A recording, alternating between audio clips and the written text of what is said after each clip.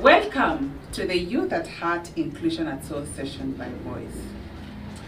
Voice is an innovative grant facility funded by the Dutch Ministry of Foreign Affairs, executed jointly by a consortium of two organizations, Oxfam and HEROES, in 10 countries, 6 in Africa and 4 in Asia. We are led by the mantra, now us. Nothing about us without us. With this session today, Inclusion at Soul, we believe that inclusion was not sufficiently considered as a stand-alone strategic priority within the youth strategy by the Dutch Ministry of Foreign Affairs. So this session aims to provide you with valuable collective insights on how to promote inclusive approaches to young people. Joining the conversation are 4 unique, bold, powerful African women from Mali, Tanzania, Nigeria, and Kenya. And despite their diverse background, they have one thing in common. They say experience is the best teacher. They will share their lived realities on what inclusion and or exclusions means to them, be it at school, or work, or society at large, which happen to be pillars within the Youth at Heart strategy. We believe by having this conversation today will be an opportunity to advance what is in the strategy. And as a takeaway, they will provide us with practical tools on how to make inclusion possible. Join the conversation.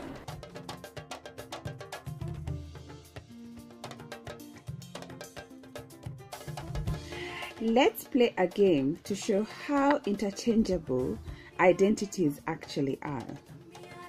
Our 4 speakers are introducing one another, not themselves.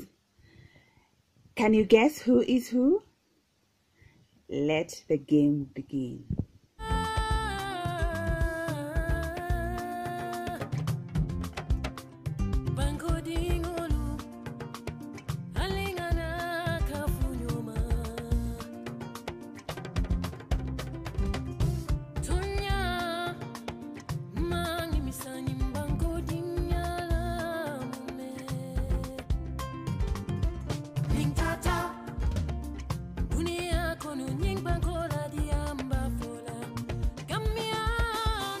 My name is Annette.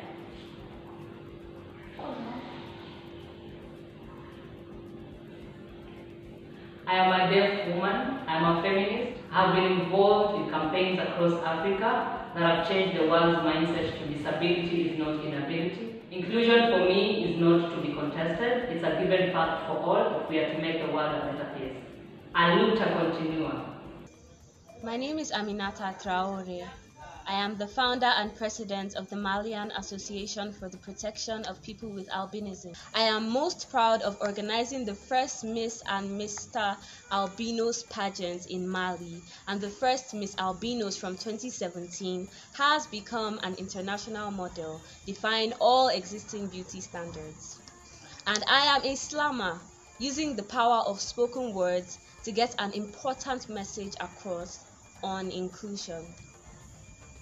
Je suis Emma Mengo, un être humain très motivé et concentré qui peut parfois être traduit comme dur ou tendu par une partie de la société. Je suis Emma. L'inclusion est importante pour moi. Je suis Emma.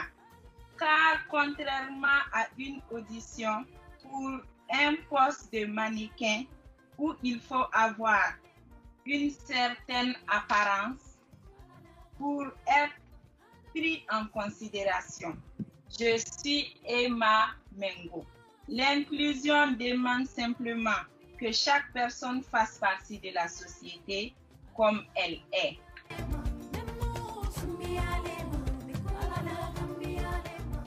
Could you maybe start by telling us, in your own definition of inclusion? I know inclusion has been a buzzword. Everywhere you hear everyone talking about inclusion. Inclusion, especially since the movement started, I'm talking about the SGM movement for me, is a buzzword, just like quarantine is a buzzword now. So inclusion for me is a choice, really. You either want to do it or do not want to do it.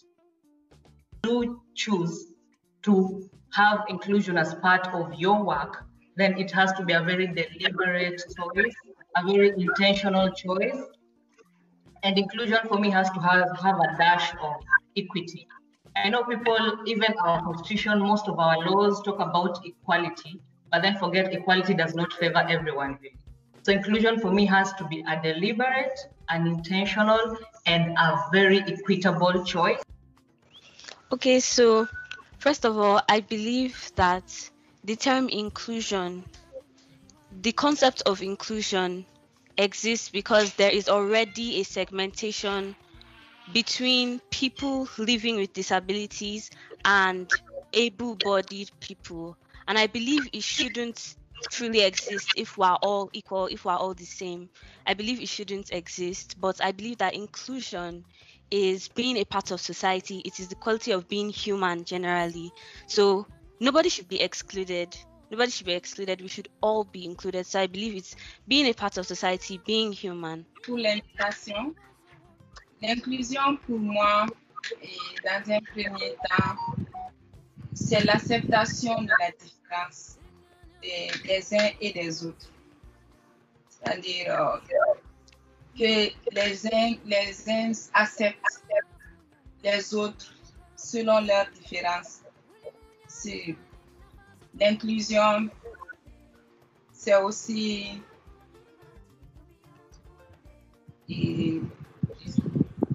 c'est la prise en compte des besoins spécifiques des personnes différentes. Voilà, la prise en compte des besoins spécifiques au niveau familial, au niveau communautaire et aussi par les décideurs dans les politiques et les lois. Voilà.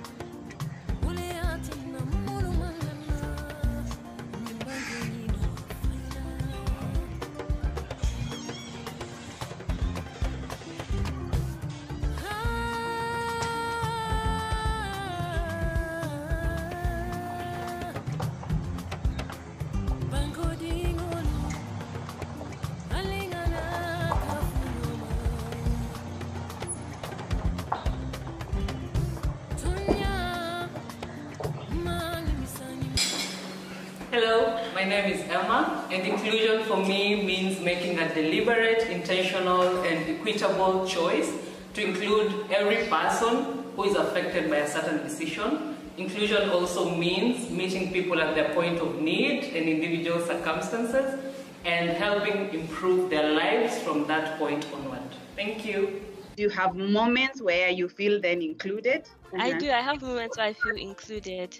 Okay. When I go out and I see other people and I'm allowed to go out, and when I was a part of Street Project Foundation, which helps youths in Nigeria to develop their arts as a form of, as a sort of income. Yes, I saw other people with disabilities and I was part of something. I was a part of something outside of myself, and nobody ever treated me as though I was my disability. They treated me like a human being. They didn't look at me as, oh, she has irons in her legs, so she's nothing. You know, everybody was allowed to do things. We were allowed to participate in society. So I felt included in that moment, and I really cherished it. So I usually tend to think I fit in very fast in the because I'm male-dominated space, but I fit in very fast because I am male presenting. by dressing, by mannerism. So I tend to feel that's why I fit in very quickly, maybe, as opposed to maybe a feminine presenting woman. But that does not negate the fact that I'm still a woman, no matter how I present.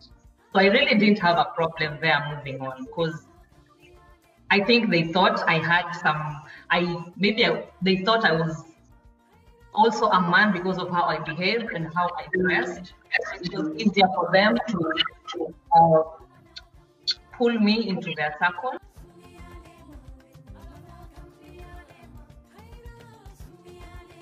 Do you have an example of one moment where you felt excluded in your life? Would you like to share that moment? Yes, I would love to share that. Well, it was when I was in primary school, when I was way younger, and I was always scared of standing up because I had a deformity, bow legs. So I was always scared of standing up in class, of doing anything, of going to throw something in the bin, of going to the toilet. So I used to pee on the seats in class instead because I was so scared, because I felt different, I felt excluded. And at that point, I didn't really register it in my brain. So, but one day, I really love sports. So one day I was playing basketball and nobody threw the ball to me.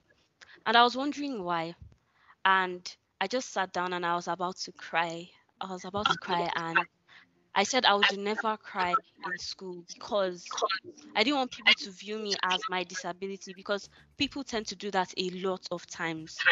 So I felt excluded then, and I feel excluded a lot because I'm not allowed to go out and do many things with my time. And I feel like people living with disabilities shouldn't feel that way. I feel if we were more included in society, we would feel more like human beings. So that was a moment where I felt excluded. Avant de parler de ma personne sur le côté exclusion, ce qui m'a le plus touché dernièrement, c'est pendant cette pandémie due au coronavirus. Donc, notre organisation n'a pas bénéficié de soutien de l'État. C'est-à-dire, j'ai vu l'État distribuer à d'autres organisations des masques et lavables, des kits sanitaires pour se protéger. Mais nous nous sommes sentis exclus parce que nous faisons partie de la société civile, nous faisons partie d'une organisation fêtière, mais nous n'avons pas été vraiment considérés pour ça. Et ça nous a vraiment touchés. Jusqu'à ce que nous avons... Mais nous ne sommes pas laissés faire, nous avons nous-mêmes entrepris de produire des masques et pour faciliter nos activités. Maintenant, là où encore je me suis sentie le plus exclue, c'est quand je me mariais. C'est-à-dire, ma belle famille a refusé à ce que mon mari m'épouse parce qu'il disait que j'allais mettre au monde que des enfants albinos. Et le jour de mon mariage, personne n'a assisté. Personne. Aucun membre de sa famille. Voilà.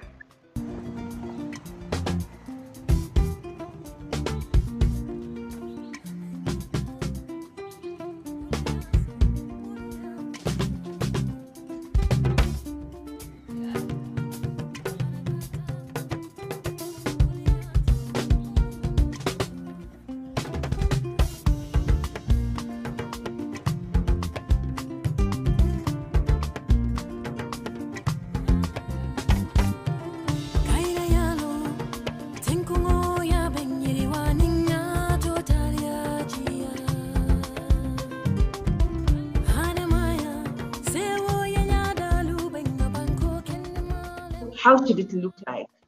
Maybe we could start with the education for it to be inclusive of persons who identify differently. So I think it's good to acknowledge that education has come along. I'll talk about Kenya because that's what I know. That's the jurisdiction I know. Yeah. So education has come a long way from not taking women to school to now women dominating the education sector. So that's really good, yeah. We've also gone a level higher to include and also make the institutions a bit more persons with disabilities friendly. So that also has worked. But you see, when usually when we go during the first year of university, there are those common units that everyone goes to. Then we have communication skills, we have HIV, we have those common units that everyone has to go through before they move on to the next year. So I think a practical way of actually making education more inclusive is first by making, in my opinion, making sexualities education as a common unit when you get into first year. Because just like we, it's not like they introduced the HIV and AIDS, the unit, because maybe we are infected by that. Not really. It's just to make sure everyone has an understanding and a very factual understanding of what HIV is. So if you can do that for HIV, why don't we introduce a unit that also touches on sexuality so that people know at the very core of it before they go ahead to specialize in their own thing. Yeah. And also, I think education comes in a lot here. We need to learn, we need to be sensitized on things, on certain things, on inclusion and everything. So I think when people are educated and sensitized on this, we can get more opportunities to have participation in society. So I think it starts from the roots, from home to school, before we can get out there. So I think we need to educate people more. We are the crazy ones. We are the crazy ones. The ones who dare to dream, write, sing. We are the believers. Chasing after our dreams, dancers. We are mad. If insanity means we get to achieve, put us in an accident while chasing our dreams. We are mad. Making a difference. Differently indifferent to the naysayers. Different to every rule that says we cannot be. Let the world rest under our canopy of change. There is unity in our diversity, truth in our creativity. We represent reality, rawness and authenticity. We bring life to this city.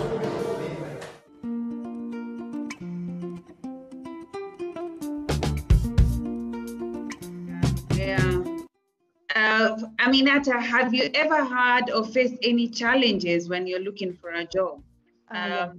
Mon cas, depuis que j'ai commencé, je pose mes demandes d'emploi. J'ai jamais eu de réponse.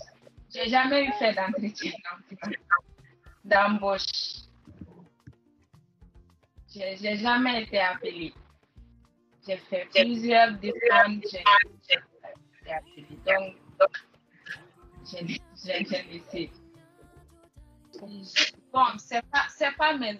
Bon, il y a la présidente de la SIAM.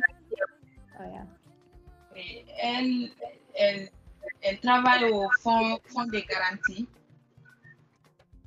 Oui, elle est fonctionnaire.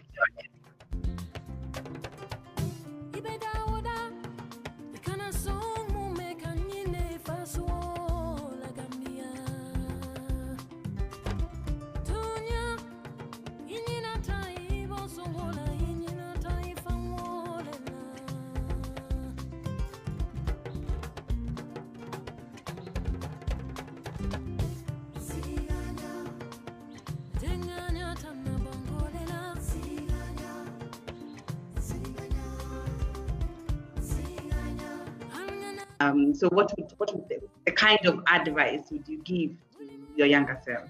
I would tell my 15-year-old self first to live their most authentic, genuine life. They shouldn't segregate. There should not be any segregation because we are all human beings. So I think a practical example is putting us in positions in the government, in societal positions, instead of treating us with pity, because we are not to be pitied. We are able, we are capable. J'aime dire, soyons les changements que nous voulons.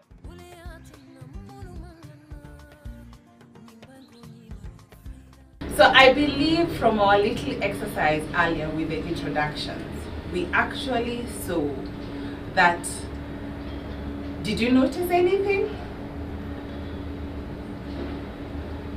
That identities are interchangeable. They only make one part of a person. And with their experiences, they were bold enough to tell us moments where they felt included and moments where they felt excluded, and even gave us practical examples of how to make the world a better place. Inclusion should be something to be contested, as Aminata as indicated.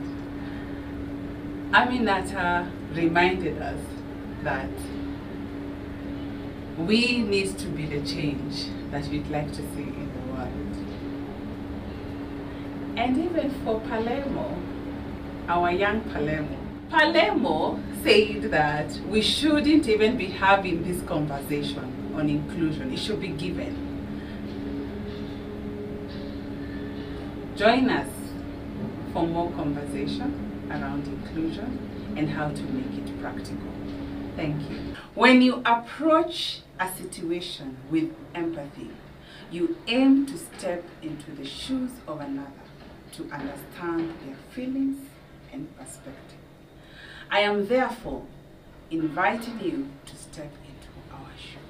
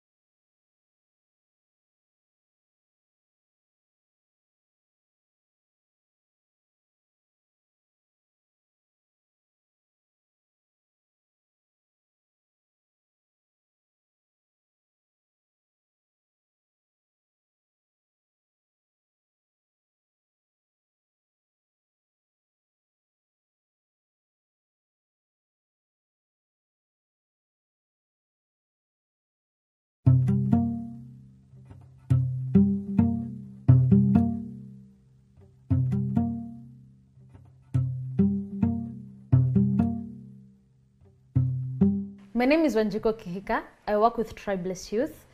Tribeless Youth is made of amazing, energetic young people and creatives who work with youth in the community to bring out the issues that are affecting our communities through diverse use of art. So at Tribeless Youth, we deal with a wide range of issues. But for today, we're going to tackle 3 key issues that are meant for this forum. That is mental health, youth participation and education, and digital revolution.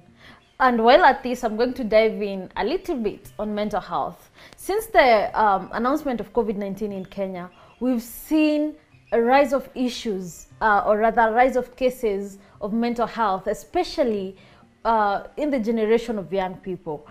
As Tribeless Youth, we've tried to highlight these issues using different means of art. And while doing this, we're going to bring in young guys, very energetic, very talented, to come and explain to us what they've been doing to the communities as they serve the communities and what they have been doing to highlight these issues and also to help the community around them. So one of the ways of addressing social issues is through the use of art. I've been drawing cartoons for about the last 10 years now, and I've created a number of cartoons targeting mental health as a topic. So one of the cartoons was looking at the ability of a person with a mental health illness to access treatment. And it looked at a young person who lives in rural Kenya with no access to mental health treatment at their local clinic, and they have to travel to Nairobi only to be told that they have to pay a particular amount of money which they do not have at that particular moment, and they're forced to travel back up country without getting any treatment. A situation which further makes their situation worse. So another cartoon that I've worked on looked at how society doesn't talk about mental health as much as they talk about other diseases such as HIV/AIDS and malaria. The main idea was to question why, yet this particular disease, it is estimated affects 1 out of every 4 Kenyans. So out of a population of, say, 50 million, that is about 12.5 million people. So the final cartoon was looking about men and mental health. And there's this group of men having alcohol in their car, and there's one who's probably depressed, and the guy is in the car inviting him for a drink. The inspiration behind these was to question, or rather to address the issue of men opening up, or men speaking up and admitting that they have mental health problems. And most of the time you find that men decide to wallow in alcohol instead of addressing the key problem. So in addition to cartooning, I also do data stories, that is infographics. And in relation to mental health, I've worked on one particular story, which was one, it entailed doing background research on particular reports by organizations such as the World Health Organization and KNBS, that is the Kenya National Bureau of Statistics. And the numbers that came out were not so pleasing. It is from this particular story that we realize, this particular data story, that we realize that 1 in every 4 Kenyans is at risk of suffering from a mental illness. We do not meet the recommended number of psychiatrists in the country. We do not have the required number of psychiatrists in the country. Out of a recommended 1,533, we only have about 92. The other thing was that for hospitals rated level 4 and above, which are about 284 in the country, only 28 could offer mental health treatment. Another thing that this particular data story revealed is the continuous underfunding or cutting of budget for Madari Mental Hospital, which is the only referral hospital for mental health illness in the country. From 2014, the budget has been their budget has been cut by about half every year since 2014. Another issue is the ability to access treatment. As I mentioned before, with the cartoon story, it is estimated that only 1 out of every 6 Kenyans is able to access mental health treatment, which means that if, with the assumption that with the number that we'd come up of 12.5 million suffering from having a mental health problem, out of the 12.5 million, only 2.5 million are able to access treatment. So these are some of the ways that we can use art to highlight not only mental health, but other problems in society. So content creation around mental health is informed by the situation on the ground, because most young people are going through mental health. This is caused by a myriad of factors that include poverty, lack of employment, where for that matter they end up engaging in, let's say, drugs. So when such people get addicted, that's when now the situation gets from bad to worse, so that by the time they realize that they've not been living a good life, when they find that they're not living the life they're expected to live by society and maybe their parents, that's when they end up in this situation. The situation has been aggravated by the recent pandemic, COVID-19, because COVID-19 has shifted our normal as a people. So if you had some form of employment, you find that you are no longer in employment.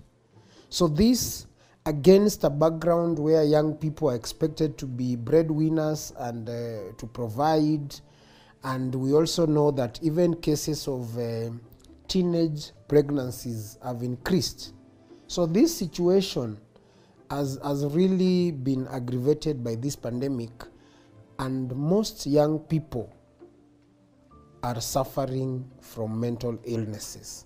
So as creators, we are able to mold these scenarios and use different forms of art to be able to tell stories that reflect the situation in the society.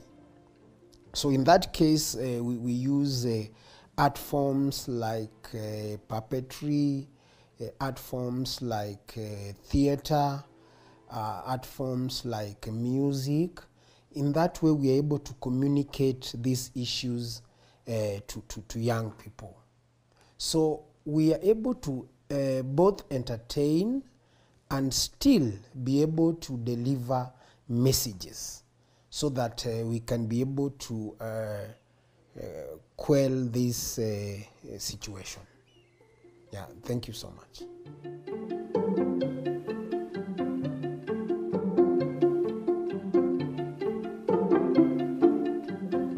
My name is Kimani Nyoike, and as Wanjiku has mentioned, we're looking at education and youth participation as the second focus area. And in here, we're looking at three key things. One being tokenism, that is, young people are used by politicians to do menial jobs within their political parties. And two, they're used to engage in voter bribery, where young people are used to give money to would-be voters to sway the votes. And three, we're looking at tribalism, young people where they're used to spread tribal messages, and yet in the real life, young people do not engage in tribalism in their real lives. And the second thing, we are looking at denied and untold history, where we have a history of decolonization, but the whole narrative around decolonization has been a lie. And so we are trying to look at what our true roots are and who are the people who can provide this information. So here we are looking at people who have been through the struggles of human rights, the struggles of building the Kenyan society as it is. But also we are looking at people who have a different vision from what we have been told through our education system. And we believe that through re-education and relearning, we're going to achieve a young populace that is driven by a demand for additional, increased, and meaningful political participation in their lives. And through these, we use art, we use puppetry, we use different and various forms of communications so that we can help our fellow young people to understand their past history, to imagine a better country, and to also participate in its rebirth. Article 10 inasemanga principles and values of leadership in this country. One of them, public participation. My name is Tony Mboyo. I'm a human rights activist and an artist and a storyteller. We came to realize that the problem was mostly in our education system because of the curriculum that had been put there in place before, and also the education content in our system. That young people do not know where they come from. Young people of nowadays have been educated in a sort of a lie. They don't know the history of their country, the true history of their country, so that they can't even have an identity. And so through using storytelling, you're able to take back the young people to converse with them in an informal situation whereby you sit around a fireplace and talk to them about the true history of this country, their true heroes which they can look up to, the people who betrayed this nation, and where this country has come from and where it is heading, and where the lies are and the truths lie. And so through that, we're able to interact with them and make them learn and have a sense of identity, and also have a sense of belonging to a particular nation, so that they are able also to engage from a perspective of knowledge, whereby they at least know what's going on. And storytelling is beautiful because you can go back as far back as you want and allow them to ask questions. From the history of colonialism in this country up to neo-colonialism as is happening now and the other struggles of this country. Many young people are not aware of that, and especially the millennials of this age. They have been brought up in sort of a blind paradigm whereby they only have one direction they're looking at. They're looking at getting handouts from leaders. They're looking at they're unemployed, so they're supposed to be hustlers. And our work really involves opening up their minds, making them understand what is the true meaning of this country. How patriotic can you be? Were there people before you that were patriotic enough that you can look up to and have them mentor you? And so using storytelling and then incorporating it with art, because when it comes to art, art speaks to the heart, and that's where the real change can manifest itself within your heart. When you look at a puppetry piece, for example, we developed puppetry pieces for helping young people understand themselves. We use masks to try and look at the inner person and to reflect upon themselves and see themselves in a different perspective, so that they are able to understand where the history is wrong and where they can be able to connect with the present and to look at the future through the eyes of art. And so a good thing is that art is like a mirror. And so when they look at an art piece like puppetry or listen to music, because we have also been using music, and also play the music themselves and spoken word, they are also able to see themselves and to see society itself, how it manifests itself. And when you look at a mirror, you're able to laugh at yourself if there's something wrong with the society, cry for society if there's something wrong with it, and also sometimes you're also proud of the good things that you see in an art piece that reflect that particular society. And that's why in my work with Tribeless Youth as an artivist, that is an artist who an activist who uses art, I am able to bring that up to the young people. And through that, young people are able to ask questions. They're able to start having conversations among themselves about what really is political education in this country, what really is the future of this country through the youth. And once they start talking among themselves, they are also able to participate more effectively, rather than coming from whereby they have been taught that the history of Kenya is just about Dr. Livingstone coming to discover lakes here. The history of this country is about some guy who came and was looking for the source of River Nile. That is not the true history of this country. And so we've been able to connect young people through storytelling in an informal way and through art, which is also interactive and participatory. They don't just watch a piece, but they participate in it. And by participating in it, they're also able to discover intricate things that are within that art form, and also look at themselves within that art form and be able to see what they can do to bring change in this country. And then that, I think, is very, very important. And especially because we also have some young people who we work with very closely, some young girls who are able to also use their voice to be able to voice out their own issues and the issues of fellow youth. It is very easy to connect youth-to-youth education using art, and I think that's really very important. Mimi naitwa Princess ama DJ Gruneti.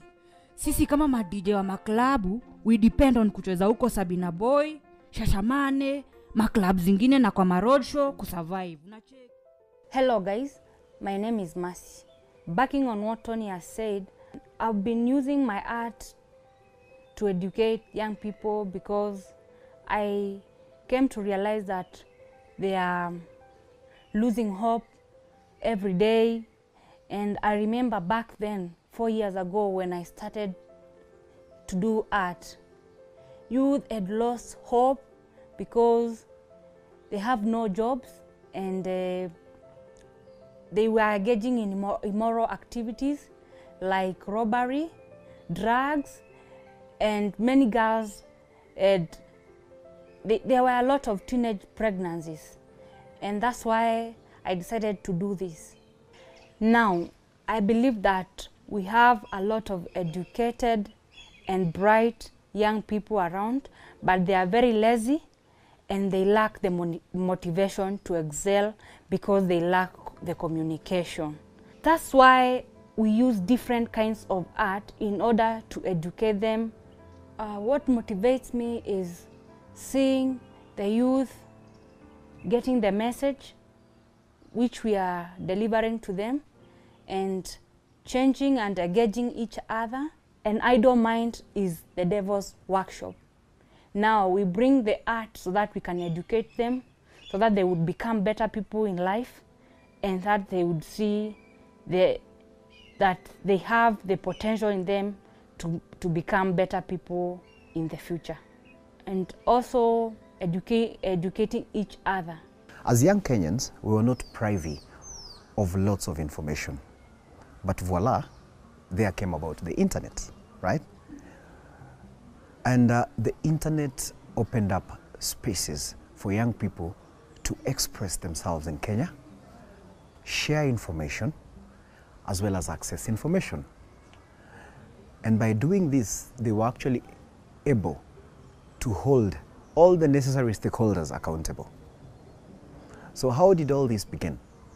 There was a time our country was in limbo because we were in the dark most of the time before the devolved system. But then with the emergence of the internet, there came the emergence of social media. So young people in Kenya were actually able to actually freely express themselves, access information. For example, information like the auditor reports, information about the number of injustices being meted to young people by the police or by the system. And that is how the internet opened up spaces for us as young people. So young Kenyans, with their vigor and with their imagination, and with the emergence of platforms like Facebook, Twitter and Instagram, decided, you know what, we actually need to pick up these spaces, express our grievances, hold governments accountable, and all other stakeholders. How? By mining data, mining information. And then, in particular, when the people in power or politicians actually saw that this was working in favor of Kenyans, they actually took those spaces by opening their Twitter handles, Instagram pages, flaunting their wealth, and then posting empty promises and everything. But then, as we speak right now, we realize that these spaces have been taken by the politicians, but we need to take them back. That is why we say we need to learn and relearn. We need to reclaim those spaces back as young people. And finally, as Tribeless Youth, what we actually do is this.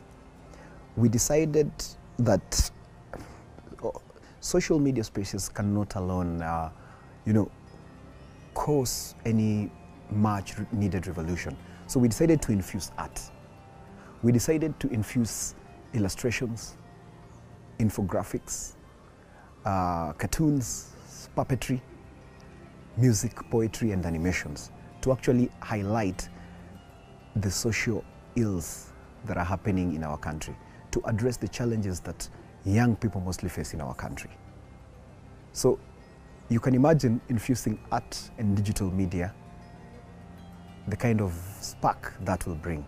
And that is what we call a digital revolution. So introducing Alex Kirui, who uses animation as part of his work to create the so much needed digital revolution. Lazima tuungane na tudai accountability. Viongozi wetu wanafaa wajue, tukasema tunadai transparency, haimaanishi waongeze size ya dirisha za Hi, my name is Alex Kirui and I'm an animator from Kenya.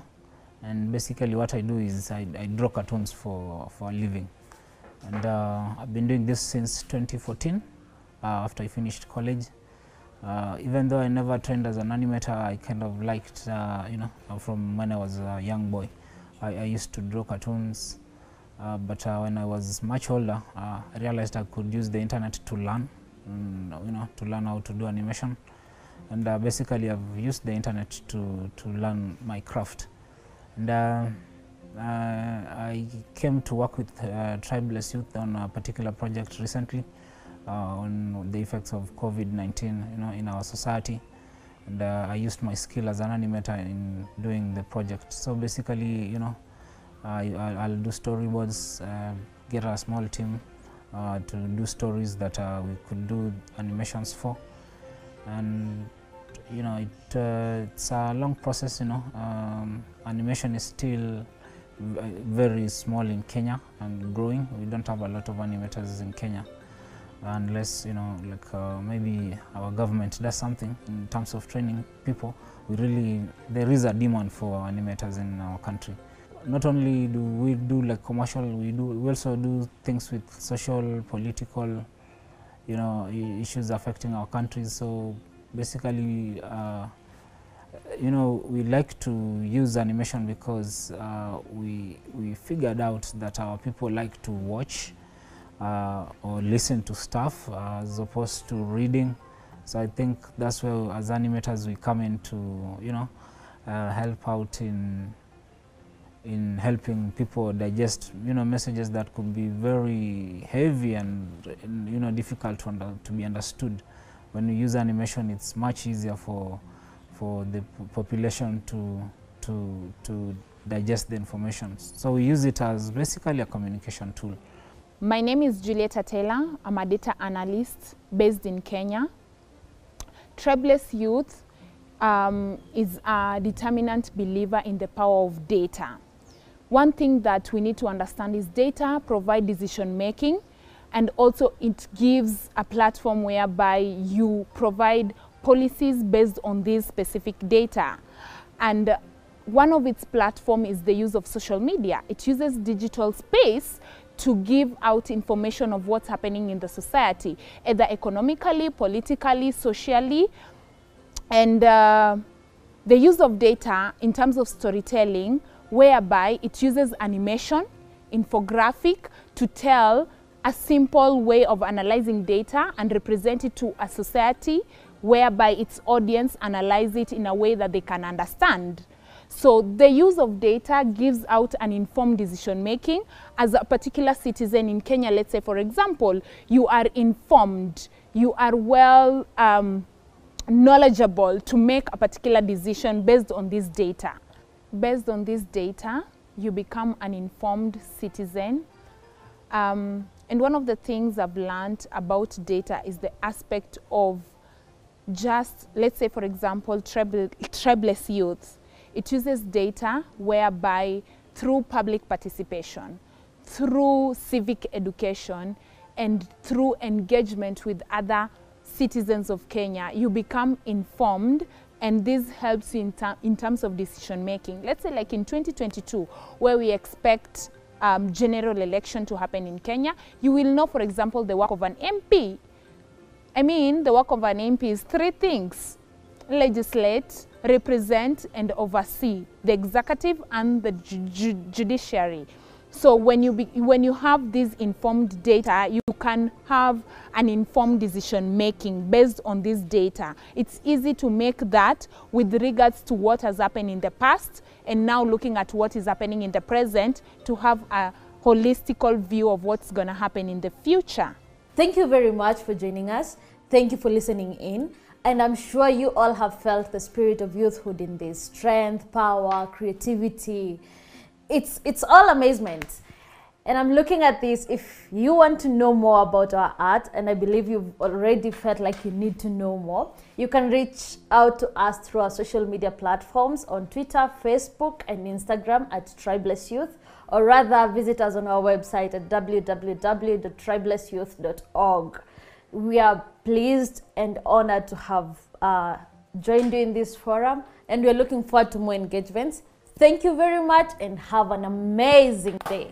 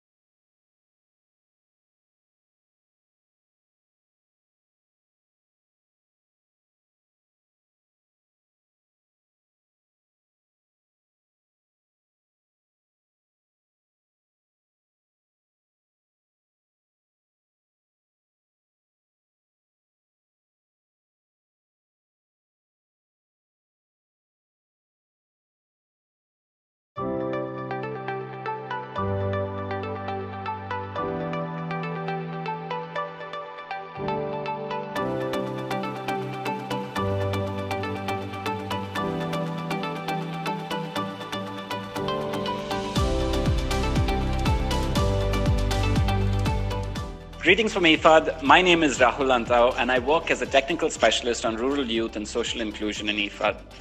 Today, I'm very pleased to moderate a session titled Rural Youth Accessing Green Jobs. Now, this webinar is organized in conjunction with the Ministry of Foreign Affairs of the Netherlands, and we have two very special young guests joining us today, Hasna Zamouri from Tunisia and Chantal Adiko from Benin. And the topic of our discussion is a very pertinent issue of our times, and that's the idea of green jobs. And green jobs is not just necessarily about having an environmentally friendly job, but we are trying to understand also how decent employment opportunities can come out of it. So today's webinar is divided into 3 short sessions that will focus on understanding, one, what would be the entrepreneurial and employment opportunities in accessing green jobs, along with the necessary skills and knowledge required, understanding how young people's voice plays an important role in all of this, and finally, to try and understand what would be the challenges and opportunities that have emerged because of the coronavirus pandemic. So before we begin, I would like to request our speakers to give us a brief introduction of themselves and to all viewers. Bonjour Raoul, je me présente, je suis Hasna Zamouri, je suis de la Tunisie. J'habite dans un petit village dans le sud-est de la Tunisie. C'est une région montagneuse, très calme. Donc j'ai 30 ans, j'ai un diplôme universitaire en génétique et biodiversité. J'ai un master en génétique et biodiversité obtenu en 2014. Je suis active dans la société civile locale dans ma région.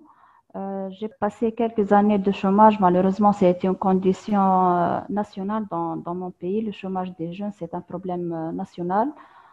Donc, j'ai saisi l'opportunité de l'apiculture. Dans notre famille, c'est une tradition. Mon grand-père était apiculteur, puis mon père et maintenant moi. La différence que j'ai, c'est une source de revenus pour moi, c'est mon emploi principal. J'ai eu l'aide du programme Prodfil financé par FIDA.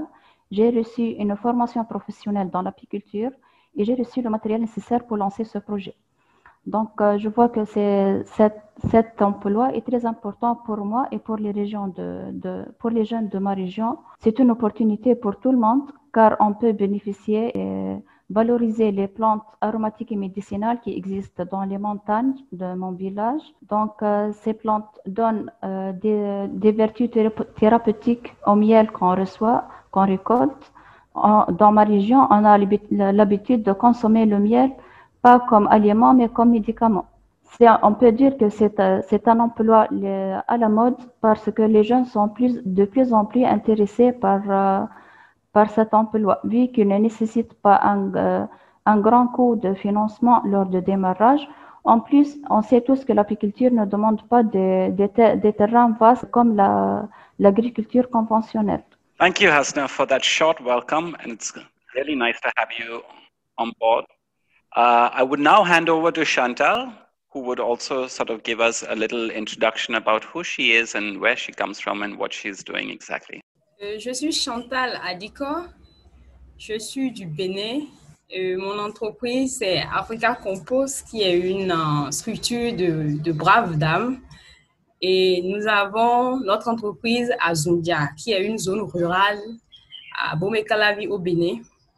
Et nous faisons la production du compost dans notre entreprise et nous transformons aussi les farines de pâtes, les tubercules et les céréales en des farines de pâtes. Et cette structure-là, dans notre entreprise, est le département de nutrition qu'on appelle savoureuse. Dans notre département de compostage, nous faisons typiquement le compost qui est un fertilisant organique. Et j'ai décidé de m'investir dans ce domaine d'abord premièrement parce que mon papa est un agriculteur, donc depuis le bas âge, je le suivais pour aller au champ. Et après ça, j'ai fait une formation en physiologie et en pharmacologie cellulaire qui a aussi rapport avec les plantes. Et tout ça a aiguisé mon désir d'investir dans l'agriculture. Aussi, j'ai travaillé dans une structure, après ma licence, j'ai fait le volontariat dans une structure qui promeut l'agriculture biologique. Et c'est là que j'ai appris surtout le maraîchage et le compostage. Donc, on accompagnait dans cette entreprise-là, on accompagnait les maraîchers qui faisaient la production conventionnelle et on les amenait à faire la production biologique. Et je constatais en ce moment qu'ils n'ont pas le temps matériel pour produire eux-mêmes le compost, mais ils ont quand même le désir de faire la production biologique. Donc, ils ont besoin de fertilisants bio. Suite à la fin de cette formation, j'ai participé à une compétition qu'on appelle Boss Academy. Et là, j'ai gagné le 3e prix et rapidement, avec mes associés, nous avons décidé de démarrer notre entreprise. Et on a démarré alors avec le compostage d'abord et plus tard, par la demande de la clientèle des Béninois et des Africains qui sont de la diaspora, on a commencé par transformer les céréales et les tubercules en des farines de pâtes parce qu'eux, ils voudraient toujours manger béninois, africains, tout en ayant ailleurs. Donc, on les facilitait la conservation des produits et la cuisine. C'est ainsi que je me suis alors investie dans l'agriculture. Chantal, thank you so much for that little short snippet brief of what you're doing and how you've gone about doing it. I think both these jobs that you'll have told us today really tell us that, you know, there are a number of subsectors that have a lot of potential to sort of also green what might be conventional in one ways and try and make it more towards organic farming or be it beekeeping. So against that, we want to try and now open up the conversation more to understanding what are the opportunities for young people within the sphere of green jobs. And so my first question to Hasna is, you mentioned about beekeeping, and we understand that, you know, creating and finding work that offers equal opportunity to rural communities is a key part of ending poverty and reducing inequality. Now, beekeeping is a good example of a green job that can generate youth employment in remote communities, particularly mountain communities such as yours, Hasna. And it also offers huge potential for reducing negative environmental impact. You also spoke about how there's pollination that's at play over here and how it works for ecosystem services. So against this, Hasna, building on your own experience, could you tell us why, particularly for young people, beekeeping is a good combination of job creation, but at the same time ensuring environmental sustainability? And accordingly, if you could also tell us a little bit more about what would be the key implementation steps to take to allow young people to take full advantage of such entrepreneurial opportunities, such as beekeeping. Donc, d'après mon expérience, je vois que l'apiculture est un secteur très prometteur dans ma région. Elle peut attirer, parlons d'abord de son importance et son impact sur l'environnement. On sait tous, comme vous avez déjà dit, le rôle des abeilles dans la pollinisation et la protection de la biodiversité. Donc, comme j'ai un diplôme en biodiversité, j'essaye moi-même d'appliquer mes études sur terrain. Donc, je sais très bien que l'apiculture, c'est la meilleure solution pour garder la biodiversité des plantes autochtones et des arbres fruitiers qui existent dans la région. Puisque je vis dans un petit village, les agriculteurs n'ont pas l'habitude d'utiliser les pesticides qu'on a l'habitude d'utiliser dans l'agriculture conventionnelle. Donc, nos cultures sont sous serre, sont dans des petits terrains et des petits champs qui sont presque biologiques. On n'a pas encore le label, mais on sait que c'est biologique car on n'utilise pas les engrais chimiques et les pesticides. Donc, l'apiculture va très bien avec cet environnement qui déjà existe. On doit juste valoriser ce qui est déjà existant. En plus, pour les jeunes qui n'ont pas de grands moyens financiers, la majorité des jeunes sont malheureusement en chômage. Ils veulent investir, mais ils n'ont pas les moyens. Donc, la meilleure solution, je vois que c'est l'apiculture. Pour moi-même, c'était la meilleure solution parce qu'au démarrage, on n'a pas besoin de grands investissements. Il n'y a pas de grandes machines de production, pas de grandes matières premières. Juste le plus nécessaire, c'est d'avoir la formation de base. Donc, on doit être apiculteur. Donc, on doit faire la formation technique. C'est une étape préliminaire. En plus, on doit acheter les ruches et le matériel nécessaire. Si on doit commencer l'entreprise à petite échelle, comme dans mon cas, on n'a pas besoin d'un grand investissement ni d'un grand temps. Donc, le jeune peut, avec l'apiculture, ils ne se sont pas très engagés. Les jeunes n'aiment pas travailler de 8h à 18h dans un bureau. Donc, ils se trouvent libres et peuvent faire d'autres activités en parallèle avec l'apiculture. Pour encourager les jeunes à investir dans les emplois verts, je vois que on doit d'abord commencer par renforcer les capacités de ces jeunes dans ce domaine, dans l'agriculture. Donc, même si le jeune a un diplôme dans un autre secteur, qui n'a pas pu embaucher dans la Tunisie, par exemple, on peut faire une reconversion et une insertion professionnelle de ces jeunes dans le domaine de l'agriculture. Et il y a plusieurs chances dans ce domaine. En plus, les jeunes, le problème majeur des jeunes, c'est l'accès au financement. Donc, je pense que si on facilite le financement des petits projets, si on leur donne l'accès à des subventions ou des microcrédits, ça sera idéal pour les jeunes pour commencer leur entreprise dans l'emploi vert. Je vois que les jeunes actuellement, dans 2020, sont très intéressés par les nouvelles technologies.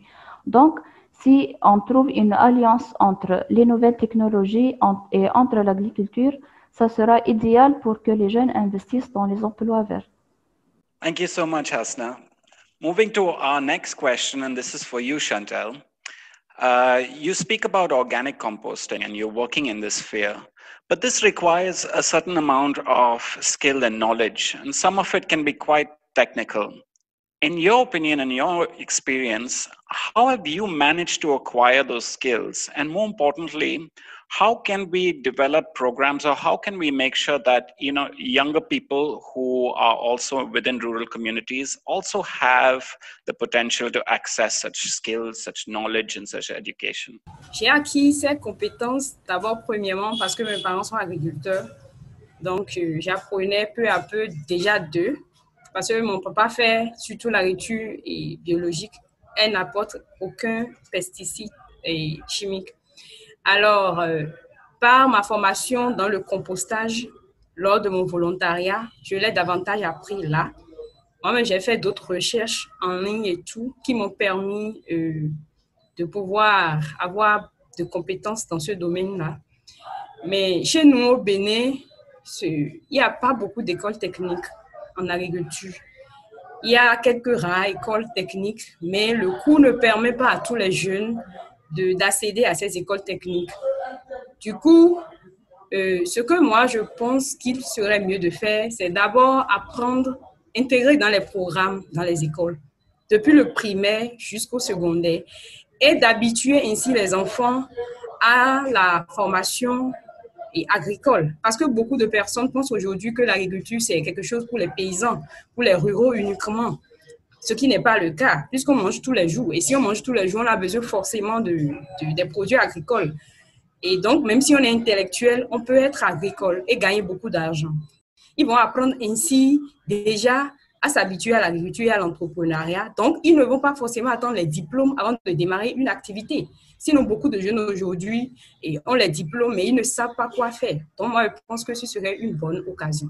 Aussi, les programmes et les projets quelques projets existent déjà dans notre pays, forment des incubateurs. Mais ce n'est pas suffisant parce que la demande, elle est vraiment grande. Nous investissons dans la formation des jeunes et des femmes ruraux. Et là, on fait beaucoup de formations en compostage pour les aider ces femmes-là. Parce que c'est les femmes qui veillent sur la sécurité alimentaire dans la famille. Thank you, Chantal. When I listen to both of you, I really understand the importance of young people's accessing skills and that sort of knowledge and services. And some of the interesting things that I learned right now is that, Chantal, you were talking about just now about how we need to even target younger youth and really take a life cycle approach to make sure that, as we are growing up, we are introduced to such knowledge and such information and education before we become, let's say, older youth, so to speak. And Hasna, also you brought out this really important point where to take advantage of the opportunities of developing green jobs doesn't necessarily mean that we have to take on board all the costs and that one would incur into developing all sorts of technologies, but instead beekeeping could be something as simple as a low cost avenue where young people can have a high potential to sort of even diversify their income, sort of increase their income, particularly given the challenges they face when young people have challenges in accessing land. So, and beekeeping is a project that can really help make alternatives towards sort of land production, but have something on the side. So these are two really interesting jobs that you'll have brought to the fore, and it's really interesting. And we would probably like to spend a lot of time to discuss more, but I want to build on both your statements and the work that you do, and move into another section, which is when we talk about green jobs is, as we said earlier, it's not only the environmental angle, but it's also ensuring that these are decent jobs. And one key factor about decent jobs is making sure that young people have a voice and that they have agency. And the other is to understand how they take command and control of their own aspirations and ambitions. So against this, I'd like to enter this next session. And I have my first question towards Hasna. And, when we talk about young people championing the cause and taking sort of their own sense of agency, what do you think are key for both young people themselves to be empowered, but also for decision makers and other entities to start listening to young people? What is the dynamic that should be between both the young people and those of decision makers? Donc, Raoul, je pense que les jeunes ont une voix, mais elle n'est pas souvent très écoutée, dans ma région surtout. J'encourage tous les jeunes à prendre eux-mêmes la décision et faire écouter leur voix aux décideurs. Donc, je suis membre d'une association des jeunes dans mon village. Je suis aussi membre d'une coopérative féminine aussi dans ma région. Donc, on essaye tous de nous collecter ensemble, d'avoir une seule voix avec ces structures. On a une seule voix, c'est la voix des jeunes et de la femme surtout. D'après mon expérience, localement, j'ai participé à plusieurs réunions avec la municipalité pour, on essaye de consolider un espace de concertation dans lequel les jeunes auront une voix. Donc, avec la municipalité, ils peuvent demander directement leurs besoins, ils peuvent exprimer directement leur voix et ainsi, on peut nous faire écouter à l'échelle même nationale, ce n'est pas uniquement régional. Aussi, l'année dernière, en septembre 2019, j'ai eu la chance de participer à la consultation régionale de la jeunesse rurale organisée par le FIDA. C'était une occasion pour faire entendre la voix du jeune rural dans l'extrême sud. Dans mon cas, c'est une région vraiment éloignée de la capitale de la Tunisie, et j'ai pu faire entendre ma voix, j'ai pu faire m'exprimer directement avec les décideurs. Donc, c'est FIDA. Vous connaissez que c'est FIDA qui a financé le projet Produit. Donc, c'est FIDA vraiment le décideur. Donc, j'ai pu exprimer mes idées, donner des propositions, et je crois bien que se sont bien entendus. Donc, j'encourage les jeunes à avoir confiance en eux-mêmes et qu'ils n'ont pas peur de décideurs, et ils peuvent nous écouter. Thank you, Hasna. So as you rightly pointed out, it works both ways. Young people need to find a sense of empowerment themselves and put up, but at the same time, there are also programs and organizations and agencies, and even at a grassroots level, where there are initiatives being taken to really listen to young people. In fact, this entire series of Youth at the Heart Forum is precisely built to do that. Moving to you, Chantal, we're still talking about decent green jobs, and we've understood now, we've heard from Hasna about the importance of voices, but there must be other challenges and barriers when you talk about organic composting for a business like yours.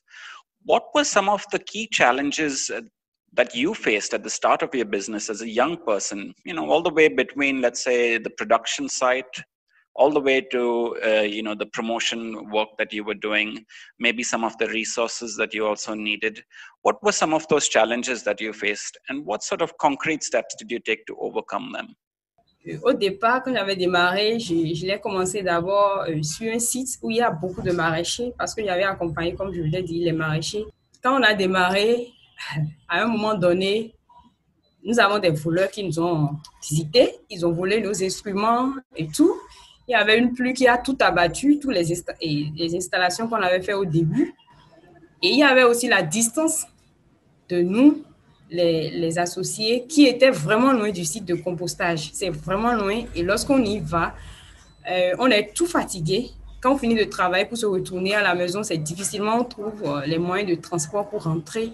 Alors, on s'est entendu, on a réfléchi ensemble pour décider de trouver un autre site de compostage qui est proche d'autres maraîchers, pas forcément les tout premiers clients maraîchers, mais qui est proche d'autres maraîchers et qui soit aussi proche de la source d'approvisionnement des matières premières.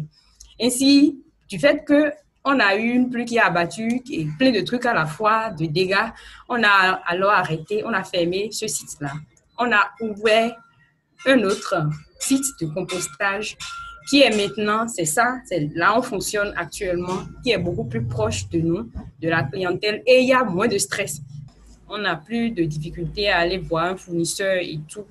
Et grâce aussi à l'accompagnement d'un programme appelé PADMA, Programme pour le développement du maraîchage au Bénin, nous avons bénéficié, qui est développé par le FIDA bien sûr, on a bénéficié de l'appui de la construction d'une grande aire de compostage. Et c'est ainsi que des difficultés tous les jours arrivent. Le financement qui est un véritable problème que les jeunes rencontrent parce que les structures de microfinance n'ont pas souvent confiance aux jeunes. Ils se disent qu'on n'est pas crédible pour qu'ils puissent nous prêter de l'argent et il nous faut de garanties, plein de trucs à la fois. Donc au départ, nous, on a commencé par le prix que j'ai gagné à la compétition et avec le temps, nous-mêmes, nous sommes investis avec nos économies et aujourd'hui, ça va. ça peut aller. Il est vrai que tout n'est pas encore beau, les défis tous les jours arrivent, les challenges et tout, mais on arrive quand même à surmonter de temps en temps de mieux en mieux pour s'en sortir. Donc, d'autres jeunes aussi peuvent comprendre que toujours pour le début de toute chose, surtout en agriculture, c'est très difficile, mais quand on a la passion, on sait là où on va, on a une vision, on s'en sort toujours, on s'en sort. Mais il faut beaucoup de courage et savoir là où on va. Il faut toujours avoir de vision, des objectifs et travailler dur pour ça. Les 3 premières années, 5 premières années, ça passe et après, le beau temps commence par sourire. Thank you, Chantal, for both that very insightful detail about youth accessing particular resources and particularly in your case, but also for those words of encouragement towards young people all over the world who are equally ambitious, just like you are.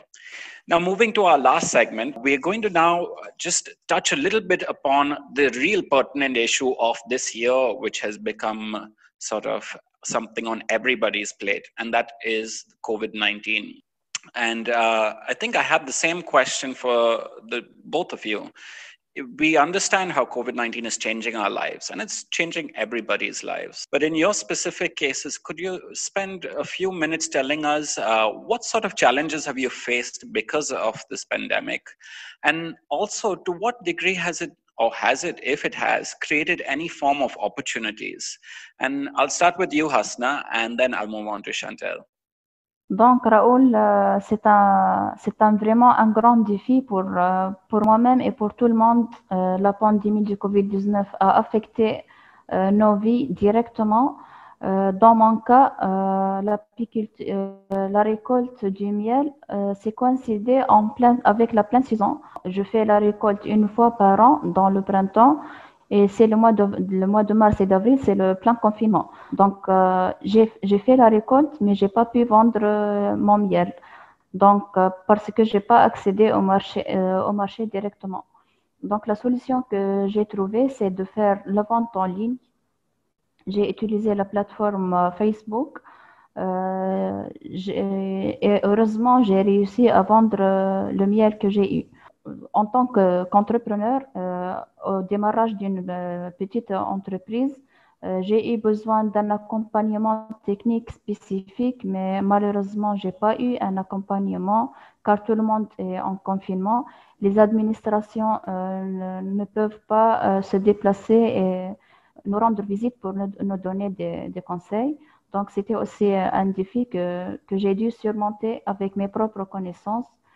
Donc, je suggère si on peut fournir des accompagnateurs locaux qui peuvent se déplacer directement vers les jeunes entrepreneurs pour les aider dans les cas de crise comme ce cas-là. En plus, j'ai remarqué, même si les marchés nationaux l'accès aux marchés nationaux était limité, mais je vois que les marchés locaux se sont vraiment développés. C'était une occasion pour moi-même et pour les autres agriculteurs de ma région pour pouvoir vendre leurs produits dans les marchés locaux. Et je pense que l'investissement dans les petits agriculteurs régionaux, dans les petites régions, ça donnera plus de chances pour surmonter de telles crises. Chez nous, ce qui s'est passé est que, comme il y a eu le Covid-19, il y avait les frontières qui sont fermées et tout. Donc, en dehors de tout le dégât que le Covid-19 a créé, ça fait beaucoup de boom parce que ça a créé beaucoup d'opportunités chez nous. D'abord, au niveau du compostage, les marchés, ceux qui crient tout le temps que tout est cher et tout, sont obligés d'acheter. Ils achètent nos composts. Et maintenant, dans le domaine alimentaire, puisqu'on a un département de nutrition, on transforme les pâtes et les céréales et les tubercules en des pâtes locales. La population a peur de sortir. Donc, il faudrait qu'ils mangent quand même. Lorsque tout le monde est à la maison, il faudrait quand même qu'on mange. Alors, notre service de livraison assurait la livraison à domicile et on allait livrer les farines de pâtes pour faciliter la cuisine à ces gens-là. Et de là, Les livreurs ont beaucoup gagné parce qu'ils doivent livrer de temps en temps de plus en plus parce qu'il y a plus de clients qui demandent. Donc, eux, ils ont beaucoup gagné. Les fournisseurs qui nous vendent des tubercules et céréales aussi, on doit en acheter davantage. Donc, ils gagnent beaucoup. Il n'y avait pas d'entrée d'autres produits alimentaires. Donc, les Béninois aussi qui rejetaient tout le temps les produits locaux étaient obligés de prendre. Et c'est de là qu'ils ont découvert les merveilles de la production locale. Et beaucoup se sont abonnés. Chantal and Hasna, thank you so much for once again for bringing us all these insights and sharing your stories. The big takeaways for me is that greening economies is an avenue for great opportunity as we move into the future, and it's a must that must take place. Of course, there are a couple of challenges that it faces, but they can be overcome. And I think taking the words of encouragement that Chantal rightly put it, just have a little patience and push yourself a little bit more, but also make sure that we find the right actors in the system. We can have a chance to create a lot more opportunities in the green sector.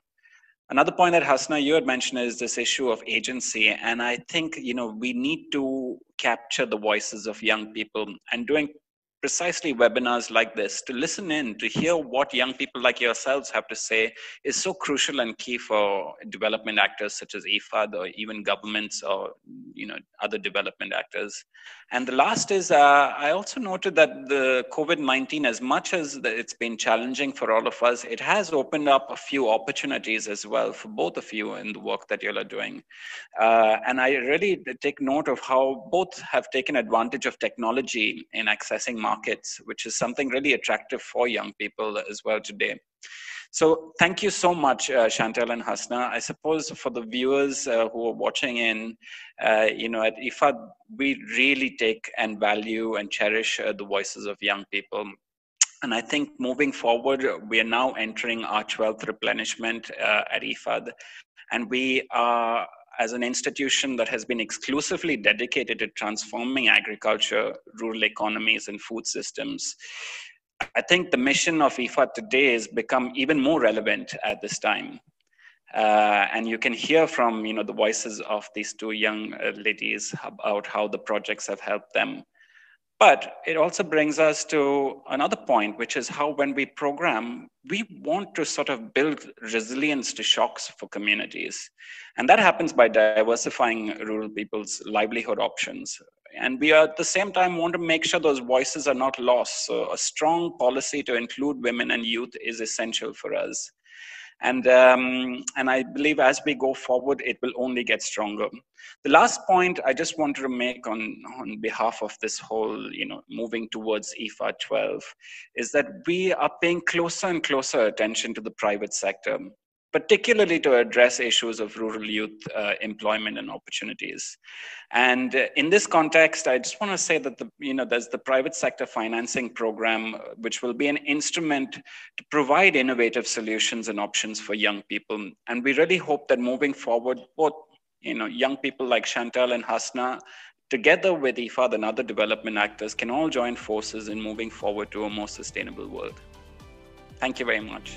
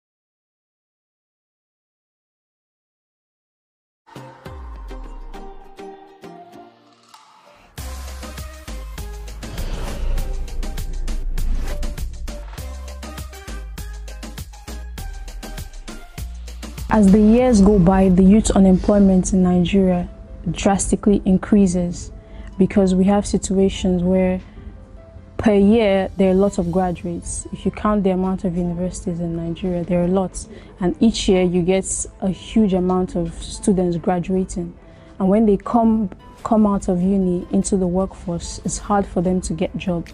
I think unemployment in Nigeria for youth today is really affecting the economy.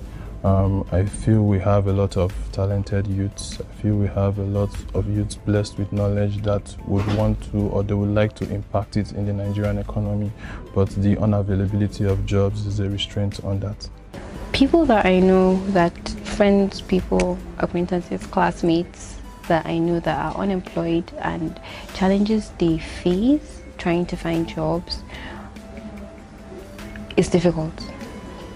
You keep applying to places and some you don't even get responses, so you don't even know what you did wrong in the first place, and then others are telling you they don't have budgets to hire people, and then some outright just are not looking for more to hire because everyone keeps saying that the COVID era hit hard, and yes, we know it did hit hard, and not a lot of funds are around right now. Welcome to Youth Underemployment in Nigeria, a case for digital and technical skills, a Youth at Heart session organized by the Palladium Group. My name is Oisa Nicholson, and I will be your host for today. And with me are colleagues and an amazing lineup of experts in this space. Within the session, we'll be talking about the current state of play of youth underemployment in Nigeria, some of the pioneering and innovative solutions that we're taking to address the challenges, and particularly we'll be looking into the case of women in digital jobs.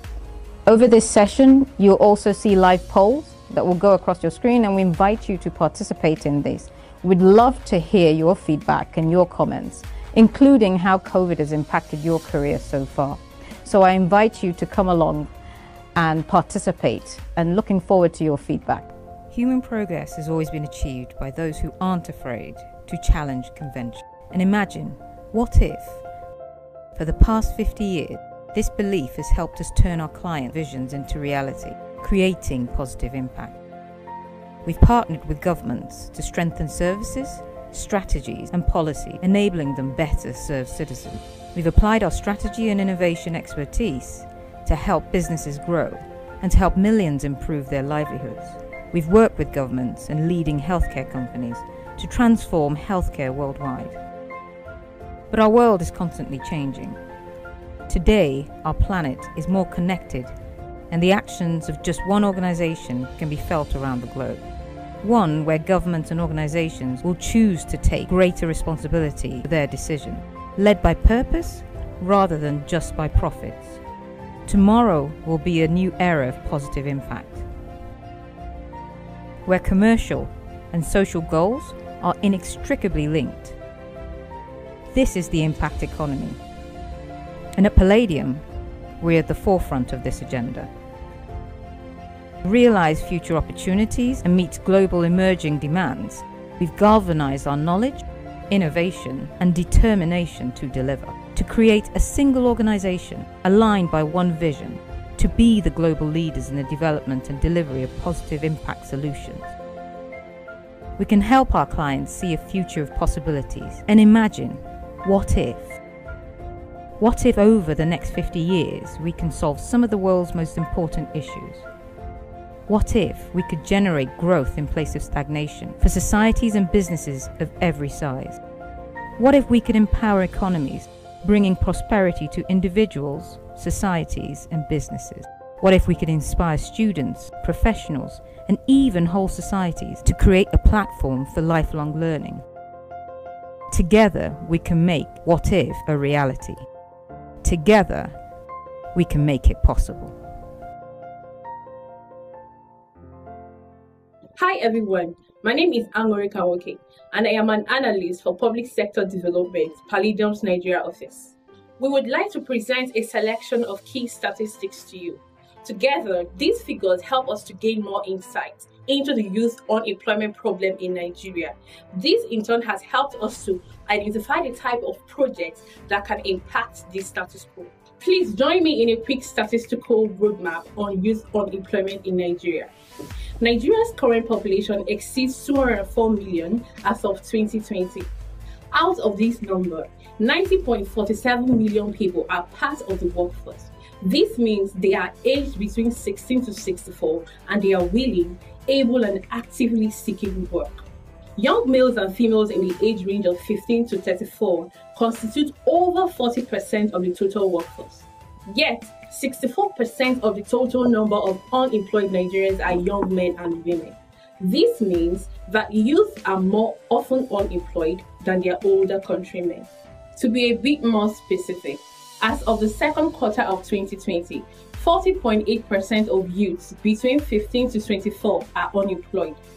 This is followed by the age group of 25 to 34 years at 30.7%. Across the total number of youth, an additional 27% is underemployed. This means they are engaged in work for less than 20 hours a week but more than 0 hours. The ratio of female to male youth unemployment rate is 1:1.99. This means that women of any age are 2 times as likely to be unemployed compared to the men. Taking into account the challenge that youth already face, it becomes clear that young women face even more challenge finding decent employment. These figures speak for themselves and clearly show the massive scale of the problem. However, the size of Nigeria's economy and continuous developing markets and related circumstances offer opportunities for youth employment. In the next set of statistics, I would like to introduce how digital jobs provide employment opportunities to the Nigerian youth. Research has confirmed that in general, there is a significant mismatch of 60% between expected skills and actual skills of graduates as experienced by the employers. Relevant skills mentioned include, amongst many others, IT skills. In another research, it has been indicated that 78% of a large sample of employees, employers, and educational institutes thinks digital skills will be of key importance in the next 10 to 20 years. The relevance of digital skills also applies to the entrepreneurs and the principle of self-employment. 80% of Nigerian youth are self-employed. As such, most youth are self-employed in Nigeria. The number of tech businesses, which tend to be started by or employing a majority of youth, has been rising. Nigerian youth feel positive about digital businesses. This includes, for example, web shops as opposed to the traditional brick and mortar shops. Technology-based entrepreneurship is on the rise. We see that Nigeria's information and communication technologies ICT sector is responsible for 10% of Nigeria's GDP. As of 2019, Nigeria has 55 active tech hubs supporting startups and growing enterprises such as the edutech, fintech, and e-commerce sectors. Even traditional sectors like the agricultural sector started to digitize in order to cost-effectively reach out to their client base. The Nigerian girls and young women indicated that they are not necessarily directly attracted to digital jobs. They consider the IT sector to be a men's world, requiring very technical programming skills.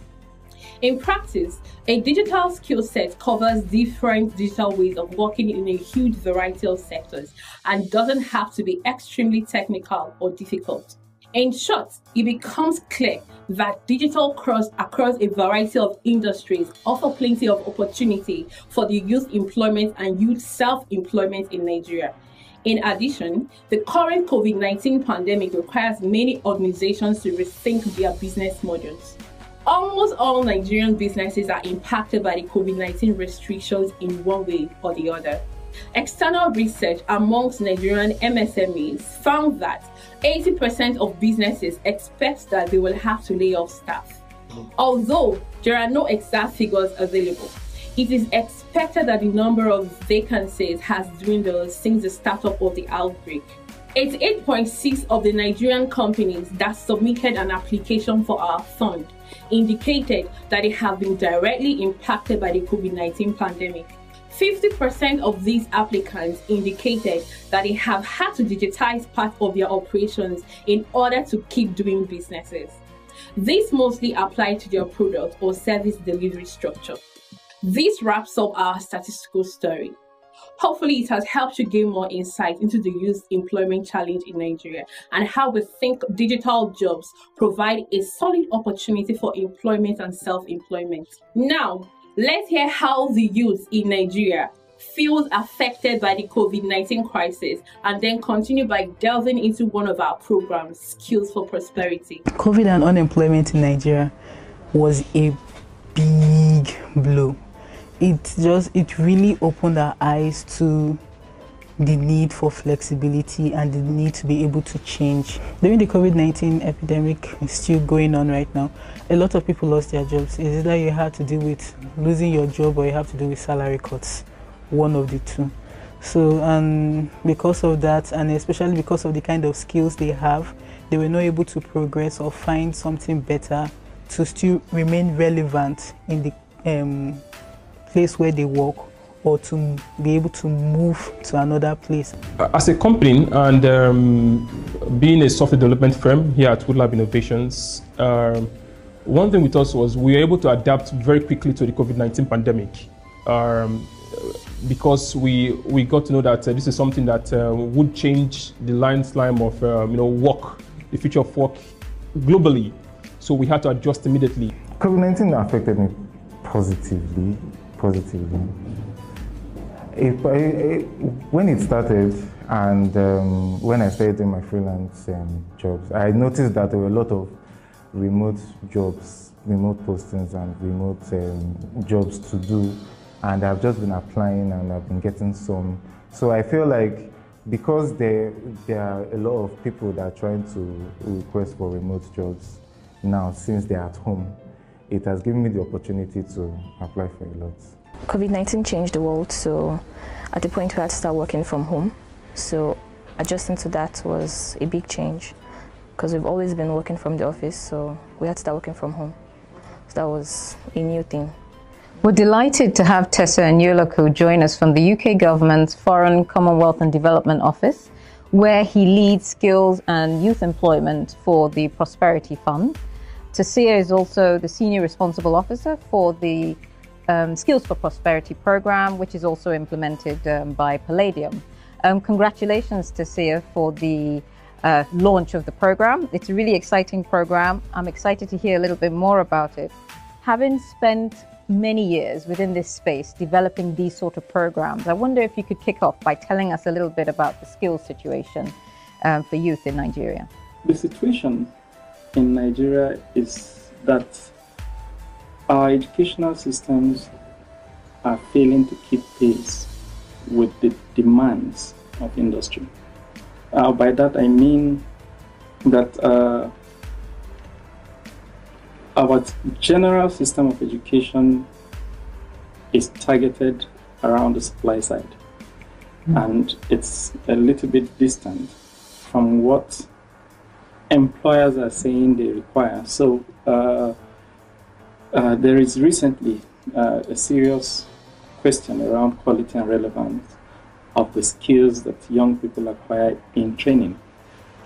I'm sure it's almost a cliche by now when you hear people say young people are not competent for the jobs that they're applying for. That is one of the signs that there is a gap, a skills mismatch that we must bridge. Now, when it comes to technical and vocational education specifically, we have a situation where there is a perception that those who embrace vocational skills as a means of livelihood are those that are filled with the general concept of education. And that being the case, there is a general abandonment of that pathway to learning. There's a new paradigm shift in the world where, in the way I refer to it, we are no longer in the era of professionalism. We are now in the era of creativity and innovation. And technical and vocational skills drive creativity and innovation. If that be the case, it means that for us to catalyze this economy and make it driven by small and medium scale enterprise, driven by young people to create employment and employability, it means that we need to focus more on how young people can acquire skills, valuable skills, technical and vocational skills, that will give them the wherewithal to be able to function as responsible members of the society. That's really interesting. You talk about a mismatch, and you also talk about young people more inclined to go for the white-collar jobs and looking down a little bit more on the vocational jobs. I wondered, because you were so involved in the design of the Skills for Prosperity, do you want to talk a little bit more about how its approach is different, how it's been designed to address some of these issues you talk about? So we thought that Skills for Prosperity could catalyze a new pathway to learning that is career-oriented for young people and is mainstream with general education, meaning that it is also a pathway to education alongside being a pathway to acquiring skills, and is recognized by government and also endorsed by industry. We envisage that this partnership would foster the necessary new partnerships that is required between government, the social sector, and also the private sector institutions to drive that new learning pathway. So it will be the education system as we have it now, offering opportunities with qualifications in formal apprenticeships. So these are not students that come every day and sit in school. They are students that are with the industry and they come to school occasionally. But the courses are offered, assessed, and recognized by the schools. That's excellent. And where do you see this program, where do you see the outcomes for this program 3 years from now? In 3 years, success will be, we have institutionalized a formal apprenticeship system that is recognized and respected by youth and has become the first choice for their education and learning. And secondly, for those that will not have the necessary prerequisite knowledge to participate in the formal systems, especially women and some other youths that can't meet that same thing. We think about them because in this case we want to, success would look like supporting state governments to be able to entrench a system that provides vocational skills specifically for women to drive their businesses. So it is actually going to be through some private sector development interventions to see how women can improve on their income through improving on their skills. It's really great to hear the inclusive approaches that you're taking and including women in this as well. Being slightly familiar with the Skills for Prosperity program, I know that it's in its design, it's doing quite a lot of work with people. It has a focus on people living with disabilities. I don't know, do you want to say something about that? Yes, it has a strong focus at ensuring equity. So our equity strand will focus on particularly vulnerable women and persons with disabilities. I know the term person with disabilities is broad, but we hope that this program will be able to be as socially inclusive as possible. Thank you, Tessa. That was really informative, and I look forward to hearing more about the achievements in the next 3 years, when hopefully the program would have achieved these outcomes. Congratulations once again, and thank you for being with us today. Thank you, Lisa. Thank you for having me. Thank you. I would like to improve my skills in video editing, in shooting different types of videos, and working with other softwares.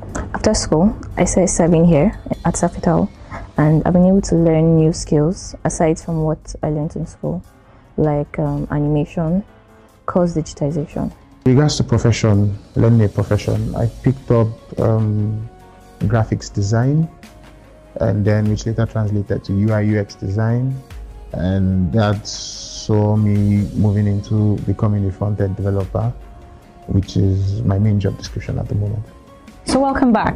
In this session, we're going to be talking about the Challenge Fund for Youth Employment, which is a challenge fund set up by the Dutch Ministry of Foreign Affairs. With me, I have Nneka Nwowu, who is our country lead for Nigeria, implementing this fund. Nneka, you're welcome. Hi, Oza. Thank you for having me. Lovely to have you on the show. So, the Challenge Fund for Youth Employment, we know over the past sessions we've been having, we've been talking about the challenge and state of play of youth employment in Nigeria, also talking about digital skills and the challenge of getting women into digital jobs. The Dutch Youth Challenge Fund is already doing quite a lot of this and looking at solutions, innovative solutions for creating jobs for youth. Could you tell us just a little bit more about what it's about, what it does, the target states, and some of the outcomes that it's looking to achieve? Thank you, Oza. So, as you so rightly said, the Challenge Fund was launched by the Dutch Ministry of Foreign Affairs, and the aim of the fund is to create decent employment for 200,000 young people, 100,000 of whom must be women. And we work in a number of regions, the Middle East, North Africa, West Africa, and the Horn of Africa, including Kenya and Uganda. The fund is being managed by a consortium. There are 3 organizations in the consortium: Palladium International, which is a global international development company that has expertise in managing challenge funds and private sector development. You have Randstad, which is a market leader in recruitment and career planning, and you have VSO International, which is an international NGO with expertise in gender, inclusion, employment, and education.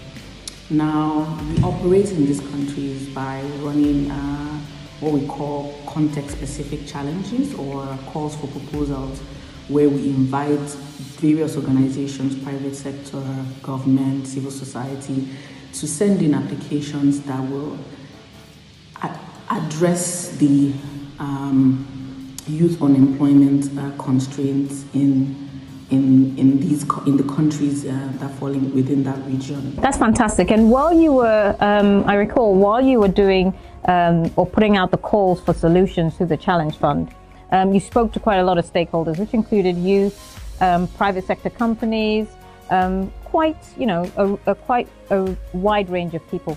Could you talk about some of the takeaways that came out of those conversations? It was a really interesting study, and we found out quite a number of things, but I'll just highlight a few. I'll start with the most important one, which is the huge skills mismatch between the requirements of the employers and the current skills that young people have. And what we realized was that at the core of fixing the youth unemployment issue in Nigeria is bridging that gap. Another thing that was interesting that we found out was the fact that young people did not know the type of skills that made them employable, be it soft skills, technical skills. They were quite unaware of how to make themselves, what kind of skills to get to make themselves more employable. The third thing we found out was that a lot of young people took up what we call survivalist type jobs to earn an income or earn a living, but those had no bearing on their future plans or their future careers. And another interesting thing we found out was that internships were something that employers valued, but were not necessarily interested in paying for. So those were just a couple of things we found out. And what would you say has been sort of the approach of choosing what sectors the Challenge Fund focuses on, or is the approach sector agnostic?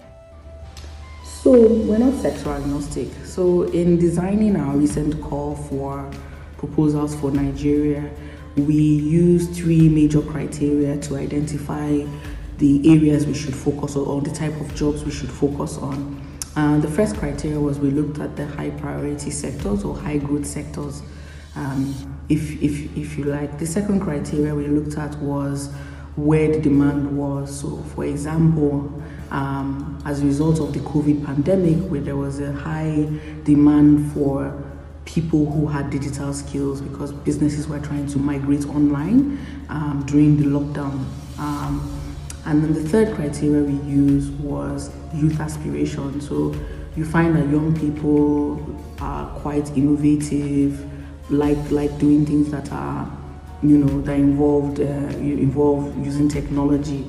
So we looked at that, all those three parameters or those three criteria in determining which windows we wanted to focus on. And we arrived at two main windows. The first one, not surprisingly, is the digital jobs. And these are jobs that are either enhanced, created, or supported by technology. The second window is the technical craftsmanship, which are jobs that are tied to technical and vocational skills. In earlier sessions, we talked about the challenge of women facing getting into digital jobs. We also talked about how culture and religion sometimes puts women on the back foot.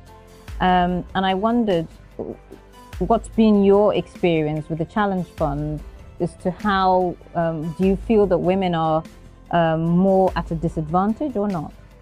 So I actually feel that women are at a disadvantage mainly because of the educational opportunities that are not readily available to them. Secondly, general feedback that came from discussions with stakeholders was that the sector is generally perceived as or tech jobs are perceived as men's jobs. So you find that very few women actually apply to those jobs on their own. And then thirdly, there's this general preference to hire men as opposed to women, and I think you also find it in other sectors as well. I mean, there are many ways one can address it, but one of the key ways I think we should be looking at is more advocacy to get to create awareness, and hopefully that will bring about some change. Brilliant. Thank you, Nneka, and thanks for taking the time to tell us a little bit more about the Challenge Fund for Youth Employment. And we look forward to carrying this conversation forward and just hearing a little bit more in future about some of the results it's achieved. Thank you very much. As a cinematographer, my aspirations in life is to become good in animations, to be able to work in bigger projects like movies, music videos, to own a production company sometime later in life and manage it. I would like to learn more about user experience design for more engaging e-learning content. I would like to be a full stack developer working in a good company like Facebook, for example. Welcome again to Youth Underemployment, a case for digital and technical skills. My name is Oiza Nicholson. I'm the Country Director for Palladium in Nigeria, and I'm also your host for this session. With me are a lineup of wonderful, amazing leaders within this industry. They're going to be talking a little bit more about the challenges of women in digital jobs. I'd like to welcome you all and thank you for joining us on this session. I'm looking forward to really interesting discussion on this topical issue. But before we go into it, I'd like to hear briefly what your company does individually. So if we start with Tayo. Oh, okay, thank you very much for having us. My name is Tayo and I'm from Mind the Gap. Just like the name says, Mind the Gap basically went through strategic skills development and job creation and social enterprise incubation. And the emphasis of that basically is looking at skills that are market-ready skills to actually address, job issues in areas of interest. An area of interest now meaning youth and women and young girls. It's been amazing, and it's been almost like a default position to work with women in Mind the Gap. We have a 25 men staff, and 18 of them are women. Thank you, Tayo. Damnola, can you tell us a little bit more about Sprout and what you do? Okay, so I run Sprout Digital, and Sprout Digital is an ICT for development company, and that means that we like to focus on technology solutions that help and aid development across the continent. That ranges from whether you're thinking about education or you're thinking about, social impact projects as well. And one of the things that we do for our CSR project is that we teach kids to code through the Code It program, and that's because we believe that the earlier, they're never too young to learn, and the earlier they can start to learn such skills, then the better for them. My name is Ibere, and I'm the co-founder for Safito Learning Limited. Every year, we run a training program where we bring youths across the country. We train them for free. We train them on skills like animation, photography, cinematography, e-learning, digitization, content creation. Then we teach them how to create platforms for learning. So we digitize content, we create the content, we animate them, Hausa, Igbo, Yoruba, different languages, Pidgin. We just make it available and better for people to learn, not just the word or the text. We have 3 strands of our work. The first of them is digital literacy, and that's all about how do we get people to embrace digital. We strongly believe that if women learn and embrace digital, they will pass it on to their children. The second strand is community. And it is under our community strand that I've met people like Dami, even though I've known Dami for years. But it's also under that community strand that I'm going to be engaging these ladies after this conversation. So whether it's chaperoning first-time women, aspirants, or it is leading, causes like Not Too Young to Run, State of Emergency, GBV, or contributing tech support to causes like EndSARS, we're very, very big on how do we use technology to solve problems. That's what TechHub does. So Damilola, earlier we were talking about what you do at Sprout Digital. I wondered if you could give us your perspective on what the current state of play of digital jobs is in Nigeria and getting used into that space. Okay, that's a really good question. There are the technical skills that we expect young people to have when it comes to digital skills.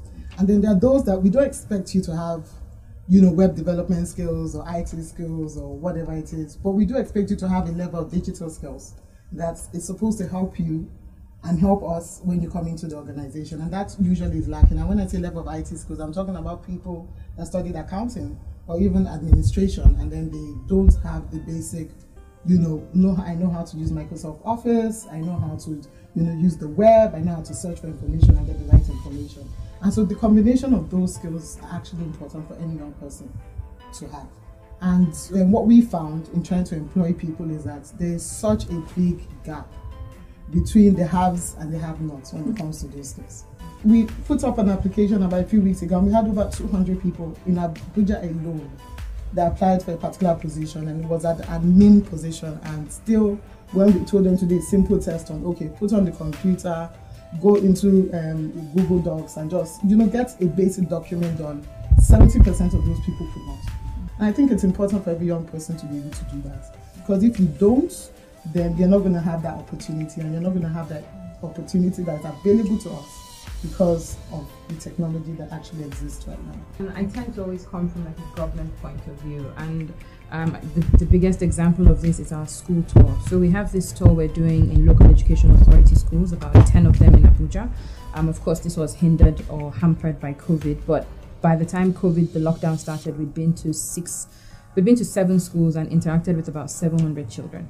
And 7 schools, 6 of them have never been connected to electricity. Never. This is in the Federal Capital Territory. And so we had grand plans. We were going to take a projector, we were going to play, videos for them, we're going to do this, do that, till we started doing the recce to the schools and found out there was no electricity. We've also found out that some places we couldn't even drive, so we had to take Okada, so bikes, motorcycles. And so I said, how are we going to handle computers, projectors, a small generator, and then of course snacks, because these are children. And so we decided to produce playing cards. And so we produced playing cards modeled after what? Because pretty much every Nigerian child or every Nigerian family has had a what card pass through their houses. So we used those cards to, just put tech messaging and questions and pictures, so that as they're playing, so we take the cards to the schools, and as they're playing, then they're asking questions. And so we can, as it were, introduce them to some sort of technology. So if you look at government offices, there's tons and tons of paper. Imagine if we had institutionalized tech servicing within government. The government in Nigeria is mammoth, right? It would absorb so many young people. It would create a real need for these. There are a lot of important points you've made, you know, in that conversation, and some things struck me. So there's obviously a skills gap that Damola talked about. There's the infrastructure gap, and I like the point about institutionalizing or creating the demand for it, and that's a really important thing. To what extent do we think culture and religion plays a role into getting women or girls into digital jobs?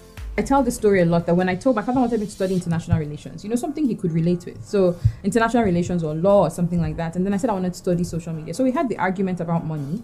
And then he was like, okay, I'll pay. Then he told someone, my child is going to the UK to study, you know, social media. And they said she's going to study Facebook. So we had a massive argument. Eventually I studied it.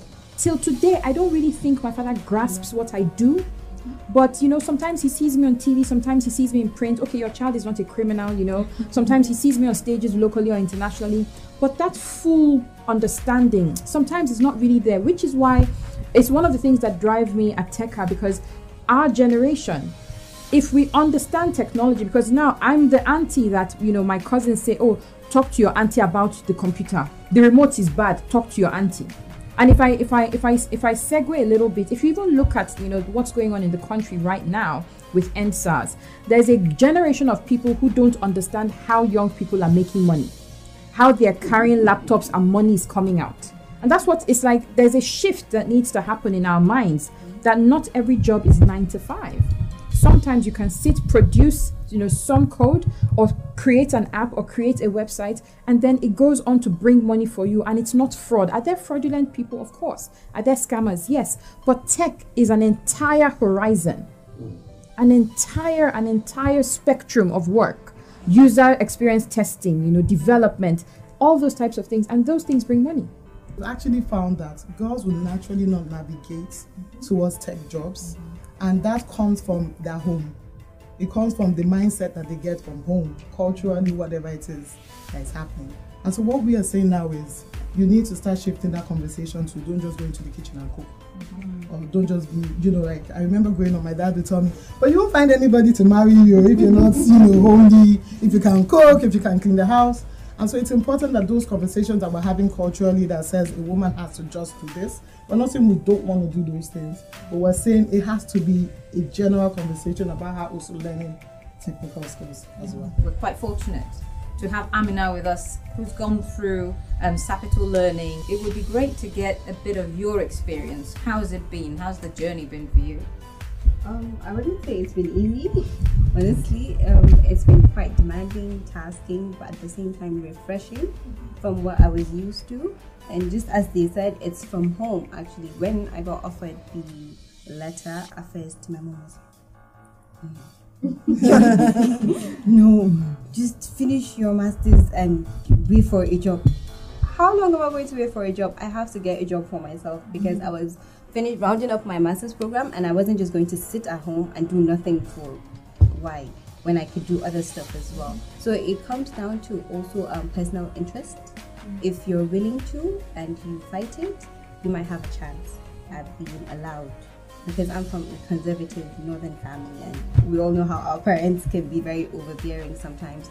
And it comes from a place of concern. We get that, we understand. But at the same time, they need to let us be able to experience life. They're trying so hard to shield us, but in actual reality, they're over-shielding us, if I could say. Because I don't know a lot of things that happen outside, because I'm sorry to use the word baby, because I'm the last of my family and it's quite a large family.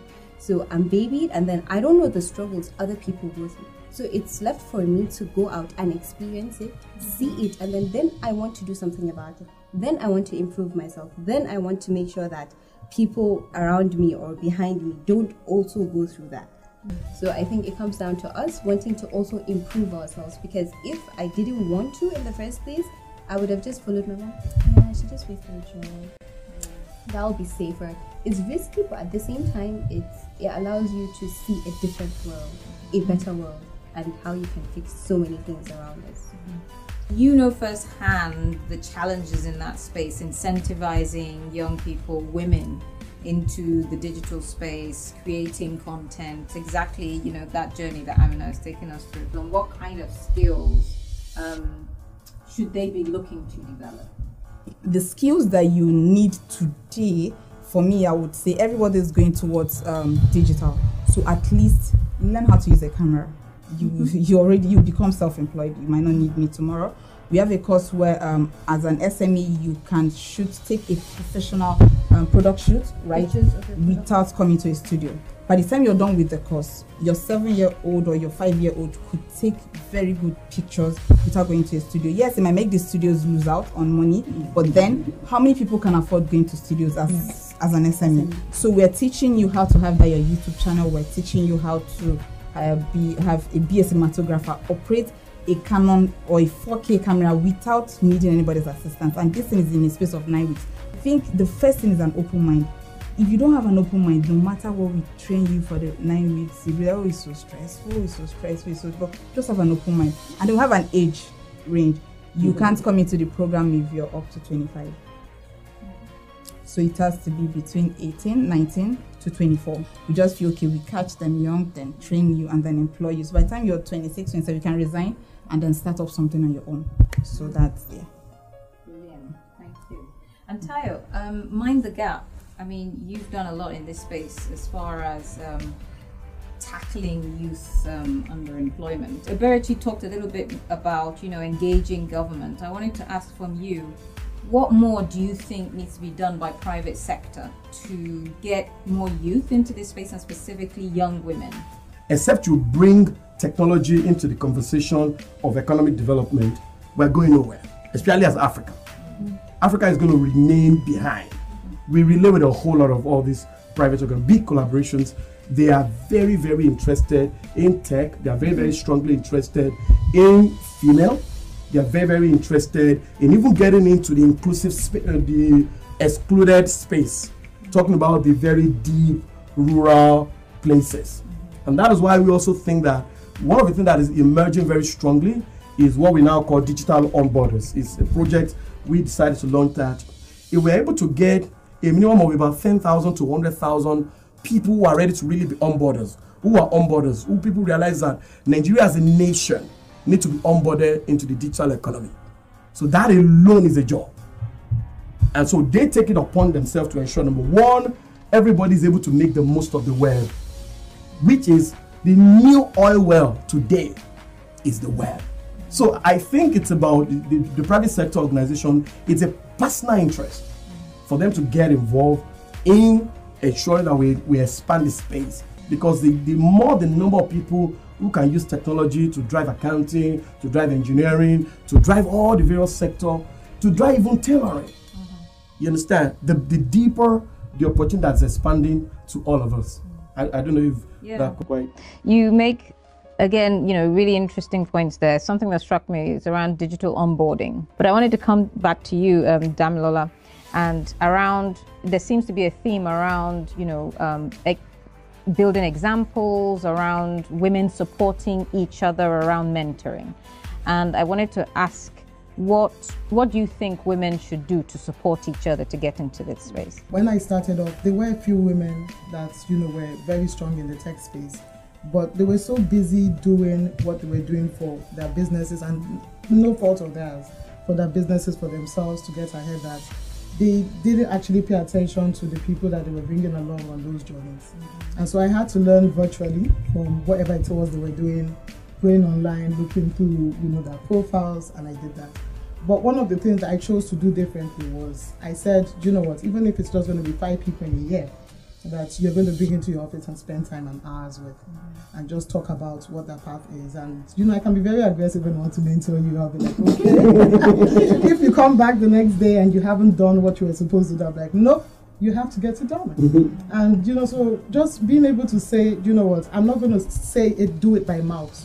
I'm not going to say this thing by, you know, I'm doing it, I'm just doing it for show, but actually really doing it in terms of what's going on with you, where were you last week, where are you now, and actually picking up a few people on the journey.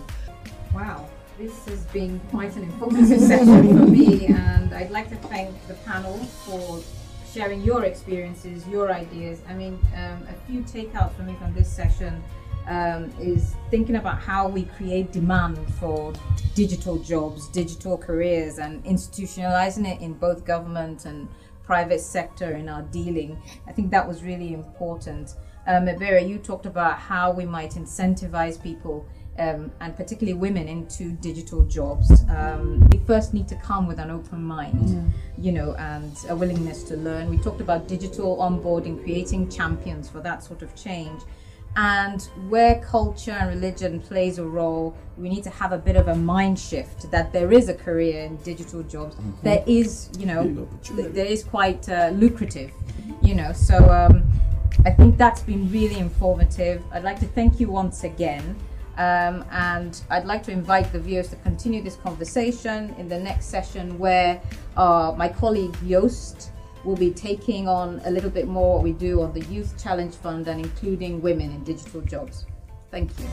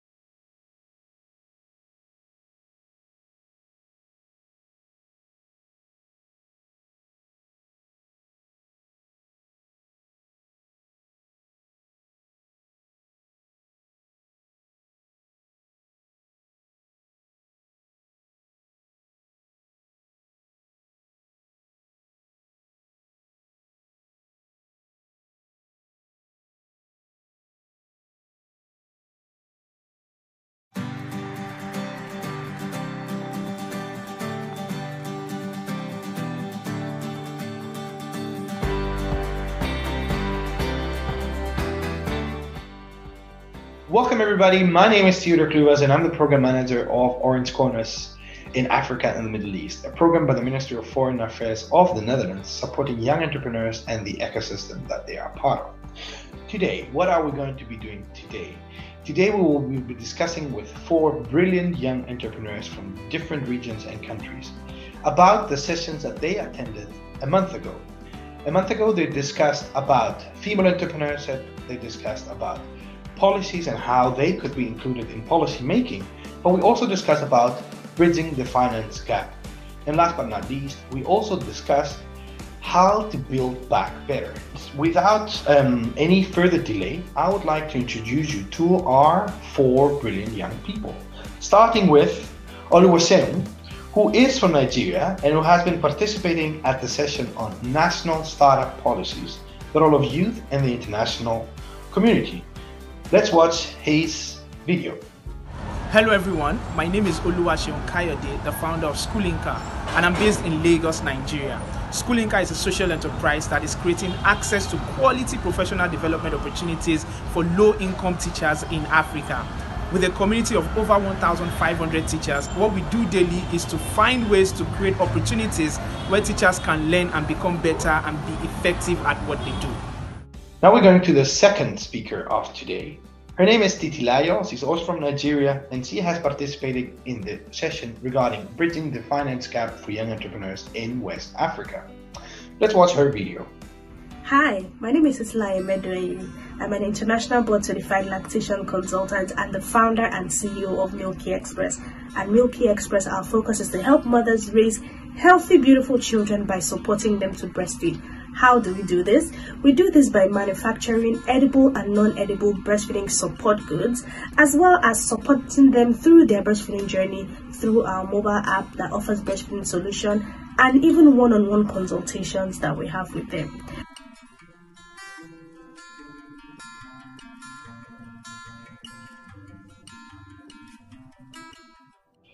The third speaker from today, all the way from Sudan, inspiring Nahla, who has been participating in Let's Talk About Green Media towards synergies and enabling ecosystems. Let's watch her video. I am Nahla, founder of Sukkar Cosmetics. Sukkar Cosmetics is Sudanese natural skincare brand. We produce natural and safe and effective skincare products.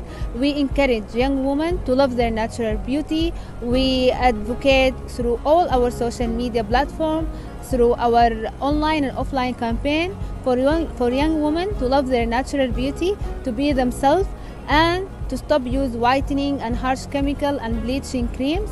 And we empower them to pursue their dream. And last but not least, ladies and gentlemen, we have Mohammed Aziz, who is all the way from the Kurdistan region of Iraq, and he has been participating in a session discussing female entrepreneurship, the key to global development. What a title. Let's watch his video. Hello, I'm Mohammed Nadim Aziz. I'm the founder of Hasara and Tetos. Hasara is a digital platform where people can come and to buy and sell their properties without agents and commissions. And Tetos is a platform where gamers come to earn money through gaming directly. And this is my current office. It's my bedroom, basically.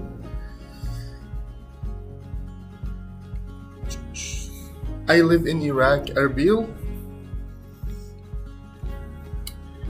And from the outside, I can just see houses. Nothing too fancy, but I do have stickers on the walls. So yeah, there's that. Let's start actually from the end. Mohammed, let's start with you. You participated in the session with 5 very inspiring speakers from different backgrounds and countries. The first question that you discussed, and if you can briefly give us an update on that, is what are the most prominent cultural barriers that entrepreneurs face? Pay attention. Female entrepreneurs face. So what did the panel and the audience say? Hello. So the most prominent barriers were belief, the belief system that's in the region, the knowledge that the entrepreneurs and the families have, and lastly was the capabilities of that society to lift up female entrepreneurs into the place that they should be.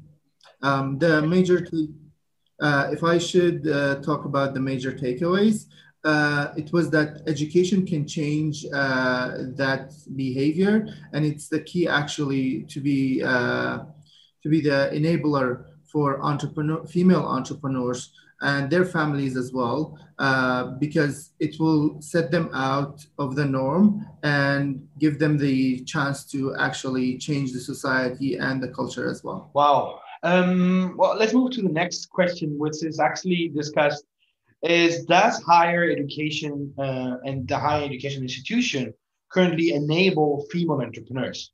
Mohammed, what did the panel and the audience say about that? The simple answer is no, higher education does not support it, although it should.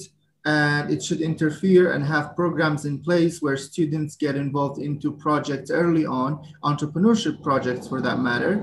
And this will aid in the change of perspective for the families as well. Education is widely accepted, so introducing the idea and practice of entrepreneurship will not face much resistance from the society if it comes from a trusted authority figure, such as higher education or other programs like Orange Corner. Well, thank you. I'm also curious to hear from you, Oluwaseun. What is your take on that? How is the higher education institutions in Nigeria enabling or not female entrepreneurship? And please keep it brief.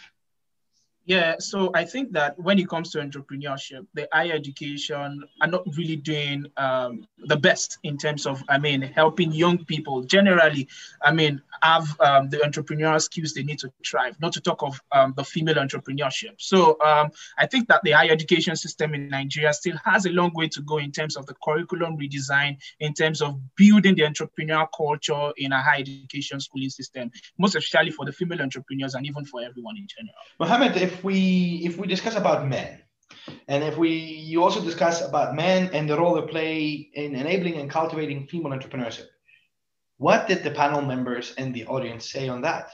Men predominantly should be okay with the idea of female entrepreneurship. The men that we're talking about, or we talked about, were fathers, husbands, and then siblings as well. The issue here is independency, seeing female independency as something that's a norm, and seeing them as independent financially and business-wise and also socially as well is a challenge. And to face that challenge would be something of a perception change, and that should come from the government or the society or institutions like Orange Corners or higher education, like we just said. Yeah. And what are your main recommendations on this session? What are the key takeaways that you took?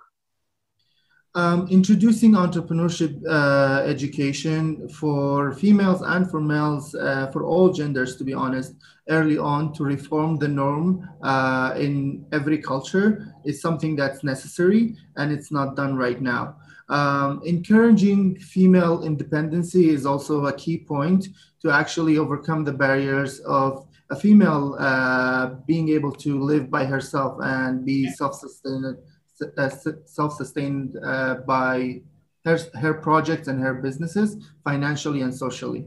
Clear. I think it's very clear. So let's now move to Oluwaseun, who was part of the policy session, and he discussed the role of the youth on that.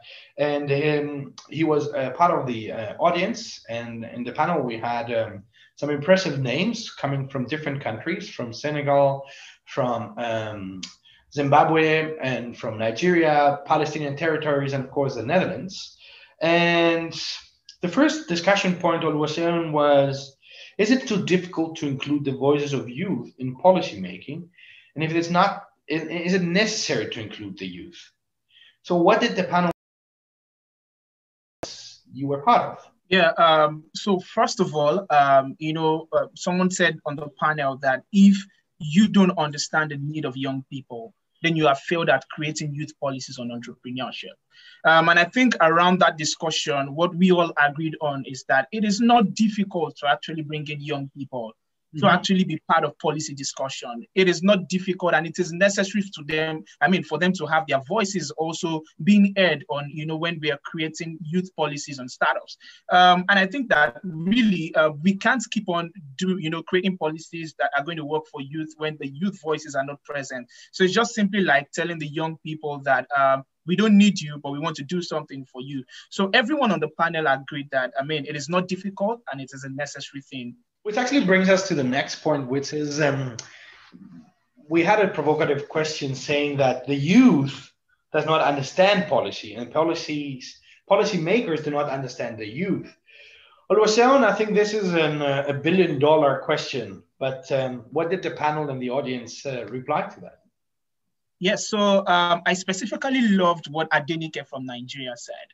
And she mentioned something. She said, if the policies that we make for youth are not being understood by youth, then it is never a good policy in the first instance, right? So if we are creating policies for young people and they do not understand it, or the people who are creating these policies do not understand it, then we are not doing it the right way. And also Hop said something. He said, when policymakers are supposed to make policies, like government should not make policies for youth startups, for youth entrepreneurship.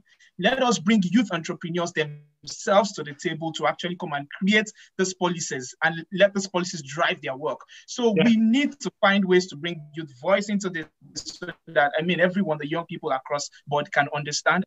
Well, thank you for that. What I'm afraid of, Oluwaseun, is that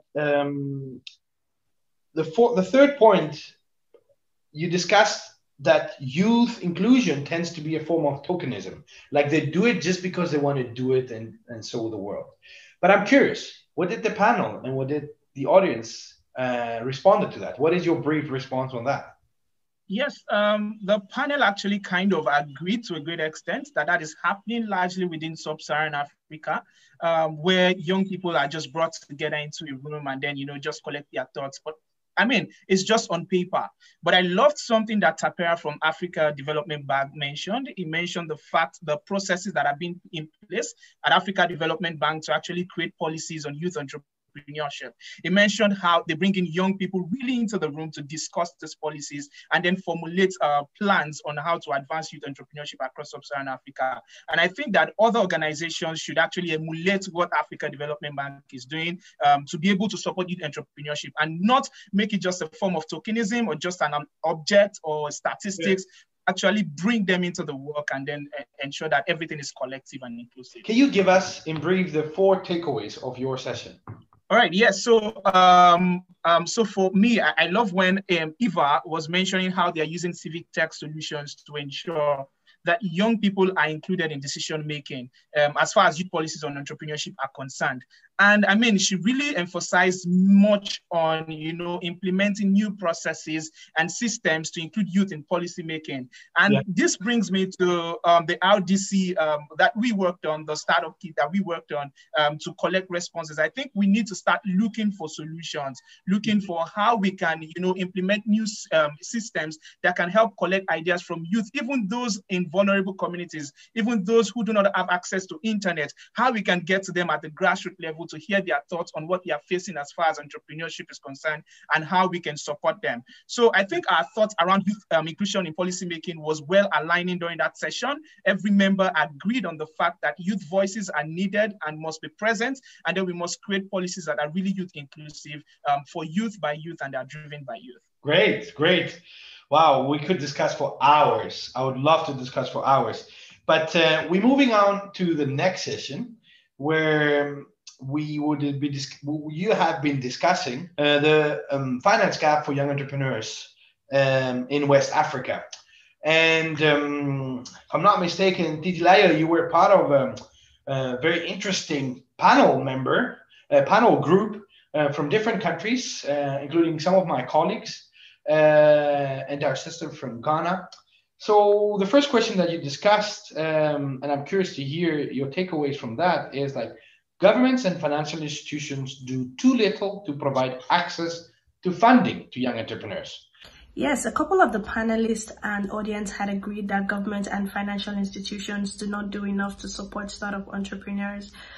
Amy Beth from Ghana had said that there were a couple of policies that have been put in place by the government to prevent financial institutions from being directly involved with startup entrepreneurs in terms of funding. Aside from that, we have seen also that, even the financial institutions are not really looking to fund startup entrepreneurs because they're looking at organizations that have been able to, build, a good amount of revenue over time. And those are the kind of institutions that, those are the kind of organizations rather that financial institutions want to support. Also, we have seen that the government, because of the particular climate that we have in Africa, you find that the government is always trying to put out, different kind of emergencies in terms of education, health, infrastructure, so there's so much that the government is trying to work on at the same time. And, you find that they don't exactly want to focus on startup entrepreneurs. Another point that actually was raised was that in situations where you find that the government is, funding or providing access to funding for startup entrepreneurs, you find that the amount of funding that is actually available is quite low. So it doesn't meet the need of the, entrepreneur who has been able to grow to a certain level, but not large enough to be picked up by the investor companies or by financial institutions, but have passed a certain level or have passed a certain funding amount that the government is making available. So you find that the funding amount that is made available is now so low that some certain cadre or some certain groups of entrepreneurs cannot exactly benefit from that amount of funding. The second point you discussed is also very interesting because It says too few startups in West Africa are investment ready, which is, I mean, it's the other side of the coin. What did the other panel members and the audience said about that? Is it true? Yes, we see that startup entrepreneurs are not exactly, ready for funding or ready to be presented to VCs, because a lot of them have not been able to put in place proper structures for their organization. They've not been able to, come up with very good financial records, as well as, operational effectiveness. And these are the things that, an investor wants to be able to see, for them to, see how viable your business is, and for them to decide that they want to invest in your business. A couple of the audience actually went ahead to even say that they had seen that, the reason why a lot of SMEs or a lot of startup entrepreneurs are not exactly ready for funding is because, first of all, they don't get that vibe from the VC or from the investor that they are actually looking to invest in startups, number one. And number two, a lot of the small scale entrepreneurs actually don't start out with the mind to grow a great business, or, with the idea to grow a global business. A lot of them just start out businesses because they need to survive, because they've not been able to get a job. So you find that every single income that is coming into the business on a daily basis is, going back into funding themselves or their family. So because of these things, they've not really had any drive to focus on putting in place proper structures for their business. Can you give us in brief the 4 takeaways of your session? I would say that the overall takeaway from this session, it was actually a really great session to be able to bring together both entrepreneurs and investors, to see how it is that we view one another, to see how it is that we can create policies and we can put together, some sort of system that works for both parties. Some of the takeaways that I would say was that, one, we had agreed that, the investors were going to have to change the narrative of, how the small scale entrepreneurs see them. They have to be able to present themselves as people who are interested in the growth of a small scale entrepreneur, and not just interested in, the money they have put in and the money they want to take out. We also saw that, these investors now have to begin to consider how else they can invest in startup entrepreneurs, and not just financial investment, so how can they put in place technical support in form of like human capital or, technology, where these small scale entrepreneurs who are not able to afford the kind of, human capital that'll be able to move their business to the next level, or afford the kind of technology that'll be able to move their business forward, that investors now begin to look at how they can make this kind of things available to startup entrepreneurs. Another thing that was also looked at was, beginning to involve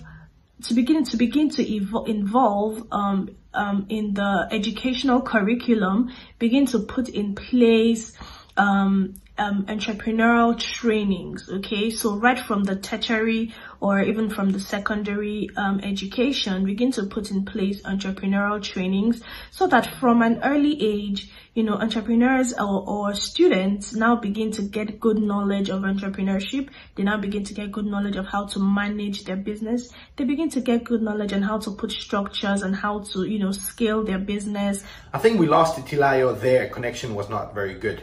But thank you very much for your contributions and, of course, your takeaways.